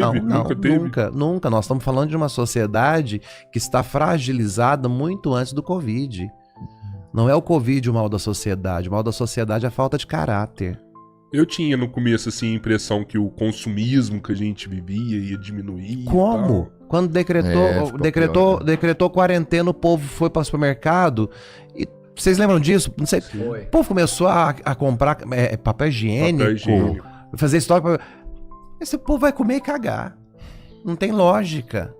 Né? E dane-se quem chegasse e não tivesse. Todo mundo levou o que dava conta de levar e não se preocupou com o outro. Qual é a possibilidade de sair gente boa disso?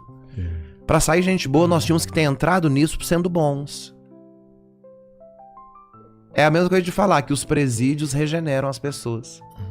Só sai santo de dentro dos presídios. Entrou santo para sair santo.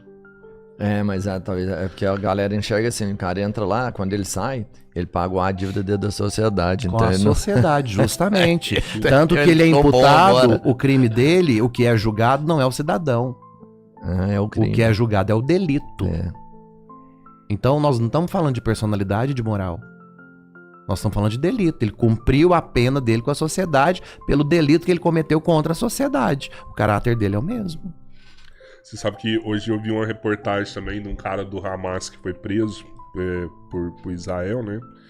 E aí os caras estavam interrogando ele lá. E ele assumiu, assim, as crueldades que eles fizeram, sabe? Tipo, falando que aquilo lá não tá na religião islâmica. Claro que não. Aquilo que eles fizeram, os caras israelenses estavam perguntando: e aí, o que vocês fizeram? A gente entrou, a gente pôs fogo em todo mundo, matou criança, estuprou, fez todas as barbáries. E ele falou: ó, isso daqui que a gente fez era como se fosse um arrependimento, parecia, sabe? Mas ele falou assim: cara, isso não tá no islamismo. Isso não é a religião. Isso não tá no islamismo. Isso é o extremo. É o extremismo. Eles usam da religião para justificar os seus meios, os seus modos, mas isso não tem nada a ver com religião. A guerra não é entre Israel e muçulmanos. A guerra é entre Israel e terroristas. Isso tem que ficar muito claro. Sim. Nós estamos falando de gente que está ali para matar e morrer em nome de uma ideologia cega e estúpida. E os cristãos vão sofrer com isso também. Sim, todo mundo vai sofrer. Israel, pra mim, é a última fronteira do Oriente, entendeu? A hora que se derrubar Israel, o próximo passo é aqui. Essa galera, pra mim, não vai parar. Agora anota uma coisa. Ah, Nada derruba Israel. Isso é utopia. Os caras... Nós estamos falando de um dos países mais prósperos em tecnologia, em ciência. E estamos falando de um povo mais resignado da face da Você terra. já foi em Israel? 12 vezes. 12 vezes? 12 vezes. Estudei lá durante 3 meses também, na Universidade de Jerusalém. Nada derruba Israel. Nada. Eles podem até derrubar as cidades, os prédios. Em pouco tempo o povo se reergue, o povo judeu se reergue e se reconstrói. Onde que tá a força de Israel? Acho que tá no sangue. No sangue. Mas esse povo só vem sendo diminuído, né? No decorrer dos tempos. Eles é a única população era que 10 diminuiu. 10 bilhões, hoje Mas se 10 você parar milhões, pra sei lá. pensar, qual o povo mais próspero do que os judeus? Não tem, é surreal Não. isso aí. Surreal. Você vai encontrar muitos árabes que tentam fazer isso, mas é tudo Sim. muito limitado. São palácios, coisas muito particulares, estados, cidades, países. Né? Agora você pega a economia mundial, você pega os bancos, você pega os Nobels de ciência, de tudo que existe. Israel vai figurar entre todos em primeiro lugar. Né? Então você pode matar e destruir concreto. Você não mata ideias. Assim como você não vai acabar com o Hamas, você não vai acabar com o Hezbollah. Também acho que não. Porque esses grupos terroristas não são pessoas, são ideias. Sempre vai nascer um... São ideias. Então você destrói coisas, não ideias. Por isso que volta naquilo que a gente estava falando no começo. Né? Como que a sociedade vai ficar dentro das nossas casas, como que vai ser isso? Porque nós temos que mudar a ideia. Não adianta a gente querer mudar pessoas sem mudar as ideias. Porque as pessoas são limitadas. Daqui a pouco a gente morre. Quem que vem depois de nós? O que vai ficar de nós? O que vai sobrar de você quando você morrer? A ideia que você plantou. Pô, fiquei curioso. Por que você foi tanto pra Israel assim? Lá Eu é a levo Terra grupos. Santa mesmo? Eu levo grupos já. Há Sério? 12 anos. Pô, eu quero ir com você. Isso aí é Há 12 anos. todo ano que você leva? Todo ano. Agora, com a pandemia, eu não fui. Aí tinha um grupo marcado pro ano passado, não deu certo. Esse ano eu tô levando um grupo, mas eu vou só pra Itália. Saio agora dia 14 de novembro pra fazer os santuários italianos. Eu levo muitos meus alunos que estudam teologia comigo pra Israel pra gente ter aula lá. É uma Então a gente viagem... tem uma aula bíblica no lugar onde as coisas aconteceram. Facilita demais. Demais, né? Porque você tá vendo ali. É tangível, né? Você pode ver aquilo ali, sair do mundo da ideia pra ir pra prática. Você sente né? algo diferente nesses lugares assim? Eu fui 12 vezes. Cada vez que eu vou, eu sinto uma experiência diferente. Nunca foi igual. Nem os lugares são iguais. Mas é Nada aquela é igual. energia. É uma assim, energia, é um espírito arrepia, diferente. espinha, assim. é. Fala, caraca. É um Tem lugar muito vivo. Tem um lugar que é o... Eu tenho 2 lugares que sempre me chamam muita atenção e que sempre me tocam muito. Em Jerusalém, de maneira particular. O Santo Sepulcro, não tem como ser diferente. E existe em Jerusalém um lugar que é a piscina, onde eles tinham a tradição de colocar os paralíticos, os doentes para se lavarem, porque acreditava-se que o anjo de Deus passaria, agitaria as águas e ali eles seriam curados, que é a piscina de Siloé. Hoje tem só os escombros desses lugares, mas é um lugar que todas as vezes que eu vou, eu me emociono muito, muito, de saber que aquele lugar era um ponto de alívio, era um ponto de respiro para as minorias, para a gente excluída que não podia chegar no templo. Então existia um lugar onde eles tinham ainda a chance de se curarem, né? Então sempre me emociona muito aqueles lugares ali. O Santo Sepulcro é onde... Nosso Senhor foi sepultado. Da onde que ele ressuscitou ali Isso, também, né? isso. Você acha que o Pedro colocou uma foto aí, qual que é essa? Ah, é o Santo Sepulcro. Sim. Aqui você tem a multidão, isso aqui é uma fila para entrar dentro deste templo, que é onde fica a pedra onde colocaram o corpo de Jesus. Então aqui neste lugar é onde foi colocado o corpo, que eles falam a gruta onde Certo. colocaram o corpo de Jesus. Aqui de frente você vai ter uma escadaria que vai para um segundo andar, que é chamado Monte Calvário, é o lugar onde foi a crucifixão. Então, no século IV, a mãe de Constantino, Helena de Roma, ela vai a Jerusalém e manda já fazer um complexo de um templo em torno. Essa é a pedra do sepulcro, onde o corpo de Jesus foi deitado. Justamente aí. E eles fizeram agora uma reforma deste lugar, e os cientistas, quando tiraram essa pedra do lugar, todos os instrumentos que estavam sendo usados foram descalibrados. Até os relógios, os ponteiros giravam sem parar, de tamanha energia que foi que saiu deste lugar. Essa pedra é bem na entrada, a entrada principal do sepulcro está aqui, neste lado. Você entra de frente para essa pedra. Essa pedra, ela foi usada para lavar o corpo de Jesus. Quando tiraram o corpo dele da cruz, deitaram ele nessa pedra e lavaram o corpo com óleo e ervas medicinais. Então é o primeiro lugar que a gente visita quando chega. Tem muita gente que questiona a ressurreição, né? Ao mesmo tempo eu já vi uma pessoa falar que a ressurreição foi a maior prova, assim, de... Nós somos cristãos por quê? Porque o túmulo está vazio. Se tivesse restos mortais nesse túmulo, o cristianismo não existiria. Porque nós celebramos a ressurreição de um Deus que está vivo. Então, se o sepulcro que nós... O que você vai ver no Santo Sepulcro? Um túmulo vazio.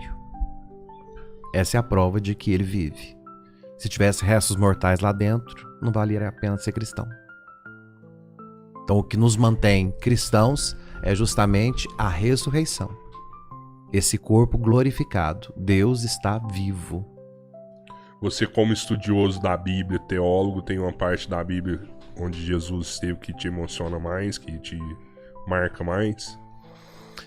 Eu acho que de maneira geral, não só no Novo Testamento, o Antigo Testamento também é muito marcante pela experiência do que foi o povo de Israel, aquele povo que nasce no território que hoje é a Palestina, cria-se no Egito como escravos, são libertos da escravidão, passam 40 anos pelo deserto do Vale do Monte Sinai, e ali no deserto vem a purificação desse povo. E quem entra na terra prometida são os filhos dos que saíram do Egito, porque com 40 anos pelo deserto, você está purificando a raça, para que os vícios do Egito não entrassem na terra prometida. Então os velhos morreram, só entraram as novas mentalidades na terra prometida. E que mentalidade é essa? A que foi formada no deserto. Portanto, o nosso lugar de encontro, nosso lugar de restauração é o deserto. E o deserto é o lugar onde as coisas são árduas, onde nós vivemos e experimentamos a nossa indigência particular, onde nós não temos nada, mas confiamos em tudo. Então, o Êxodo, para mim, é muito marcante e me faz compreender o que é o Cristo, porque o Cristo é a realização do Êxodo espiritual, né? Ele vem para nos mostrar que tudo que nós experimentamos na vida faz parte de um deserto. Que a nossa terra prometida, a Jerusalém celeste, né, a cidade de Deus, como Santo Agostinho falava, é justamente esse entrar na terra prometida, cantando com o salmista, né? Senhor, quem entrará no teu santuário? Quem tem as mãos limpas, um coração puro, quem não é vaidoso e que saiba amar. Então, isso me chama muita atenção. E quando João finaliza o livro do Apocalipse, né? Que ele diz que quando nós estivermos na presença de Deus, aí então não haverá mais dores, não haverá mais lágrimas, porque as coisas antigas já se passaram e nós somos nascidos de novo. Então me chama muita atenção essa relação na história da salvação. Boa. Pô, eu só quero falar mais uma coisa aqui. A Carla, uma amiga minha também, que eu falei que várias pessoas mandaram mensagens pra nós, né? E a Carla, ela mandou uma mensagem aqui e falou de uma missa e pediu pra você falar dela. Quer ver? Deixa eu ler aqui. Tem o do Rodrigo Costa também, já tem que falar então dele, hein? Aproveita aí, mano. Um abração pro Rodrigo Costa aqui, aí, ó. Mandou pro Padre Fábio, gratidão por tudo. ela... Rodrigo Quem que é Costa o deve Rodrigo? ser alguém que te conhece bastante. Manda um beijo pra todo mundo aí. Às vezes eu não lembro de cabeça, ainda mais depois do Covid. Ela falou que pediu pra você falar sobre a missa de cura e libertação que você faz. Que ela falou que acha que as pessoas precisam saber, porque ela já foi e mudou muito a vida dela depois que ela foi nessa missa. É uma missa. Primeiro que eu gostaria que as pessoas entendessem que toda missa é de cura e libertação. Né? O sacramento da missa é um sacramento de elevação. Então, toda missa cura, toda missa liberta. Só que esse nome, ele foi imposto dentro da liturgia quando nós fazemos uma missa que antes de iniciar o rito, a gente tem os louvores e as adorações rezando e pedindo curas, tanto espirituais quanto físicas e mentais. Então o povo popularizou essa missa com o nome de cura e libertação, que não é correto, porque toda missa é de cura e libertação. Mas eu celebro essa missa com esses louvores e adoração antes da missa, toda quarta-feira, às 7h30 da noite, na Catedral de Uberlândia, que é a minha paróquia agora.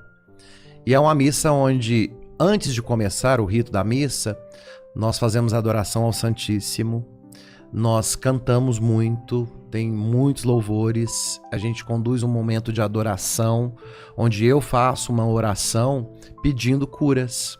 Então eu vou conduzindo a oração de forma, inclusive psicológica, para as pessoas irem tomando consciência delas mesmas. E ali a pessoa ela entra em contato com ela mesma. Então, diante do sagrado e diante do que eu falo, as pessoas conseguem tomar consciência das suas feridas e buscam ali a cura das suas dores, das suas dificuldades.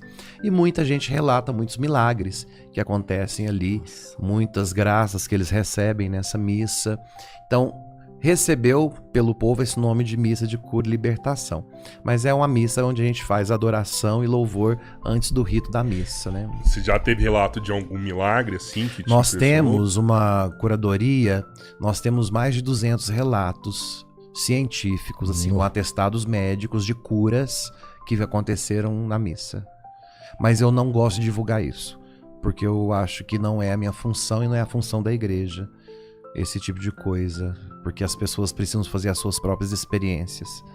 Então é algo que eu não trato com o povo sobre isso. Eu tenho uma pessoa, uma amiga que é advogada, que ela recolhe esses testemunhos, esses documentos, e ela guarda tudo isso. Acho que tá certo, porque depende um pouco da pessoa também, da Depende relação, totalmente da tudo, pessoa, né? É muito errado achar que eu faço as coisas acontecerem, né? Eu não faço nada. A minha função ali é conduzir a oração, o que qualquer outra pessoa pode fazer, né? A diferença é que eu sou cantor, então eu canto a missa toda. Então é uma missão de eu canto. É mais emocionante. Né? Então eu faço com que o povo mais participe, emocionante. provavelmente, né? Fica... Mas não tem nada de extraordinário. Você canta sozinho ou você põe um coral pra cantar? Eu sempre com tenho você? alguém que me acompanha. Sempre tem alguém que me acompanha. Difícil acompanhar, né? Não, pelo Ah, contrário. não. Difícil acompanhar quando o cara não sabe, ele sabe tudo. Jogar com o Pelé é fácil. Jogar com o Pelé é difícil fácil. acompanhar. Joga comigo pra você ver, não dá jogo aí. Então toda quarta-feira na Catedral, 7h30, nós estamos lá, Legal. rezando essa missa. E é uma missa que geralmente dá muita gente, vai, umas 2.000 pessoas. Fica bem cheio. Ainda mais ali no centro, né, que é fácil o acesso. Então, fica o convite pra todo mundo aí. Toda quarta, 7h30 da noite. Vou aparecer lá. É Vai isso. mesmo, É Rodrigão. isso aí, Vai galera. mesmo. Eu vou sim. Você tem uma rede social também, né? Quem quiser te Eu ver tenho lá só meu Instagram, no Instagram, mais nada. sim. No Instagram. É Fábio Marinho Udi. Fábio Marinho Udi. Segue ele lá, galera. Eu vou te contar, assim, da última vez que você veio aqui, a gente ficou por 4 horas quase conversando, né? Foi bom, né? Foi excelente. E hoje também foi maravilhoso. Só que hoje eu vou encerrar, tipo, agora, pra você poder voltar daqui um dia que eu ainda quero conversar mais com você, Nós vamos velho. voltar. Eu dou aula daqui a pouco. Eu sei isso aí. disso. 7h30 eu dou aula. Eu sei Bom, disso. valeu, galera. Segue a gente também. Vai lá no canal de cortes. Vai no Instagram, Kawaii, TikTok, onde você é o nome do podcast Três Irmãos. Seja um inscrito. É muito importante que você, além de ver a gente, se inscreva nos nossos canais. Padre, pode deixar uma mensagem, uma oração pra antes da gente acabar? Vamos sim. Pode? Eu posso só falar antes de você, pra você Pode. falar por último? Pode. É porque eu quero deixar aqui um abração muito especial, mano. Foda esse abraço aqui. Tomando, cara. Muito especial mesmo. Pra minha mãe, É o aniversário dela, né? Dia 19 agora. Pô, que né? da então, hora, Cici. Parabéns. Eita, pra o você. padre tá aqui, né? E foi aniversário da minha mãe sábado, É dia mesmo? 14. Ó, parabéns, como que é o nome da sua mãe?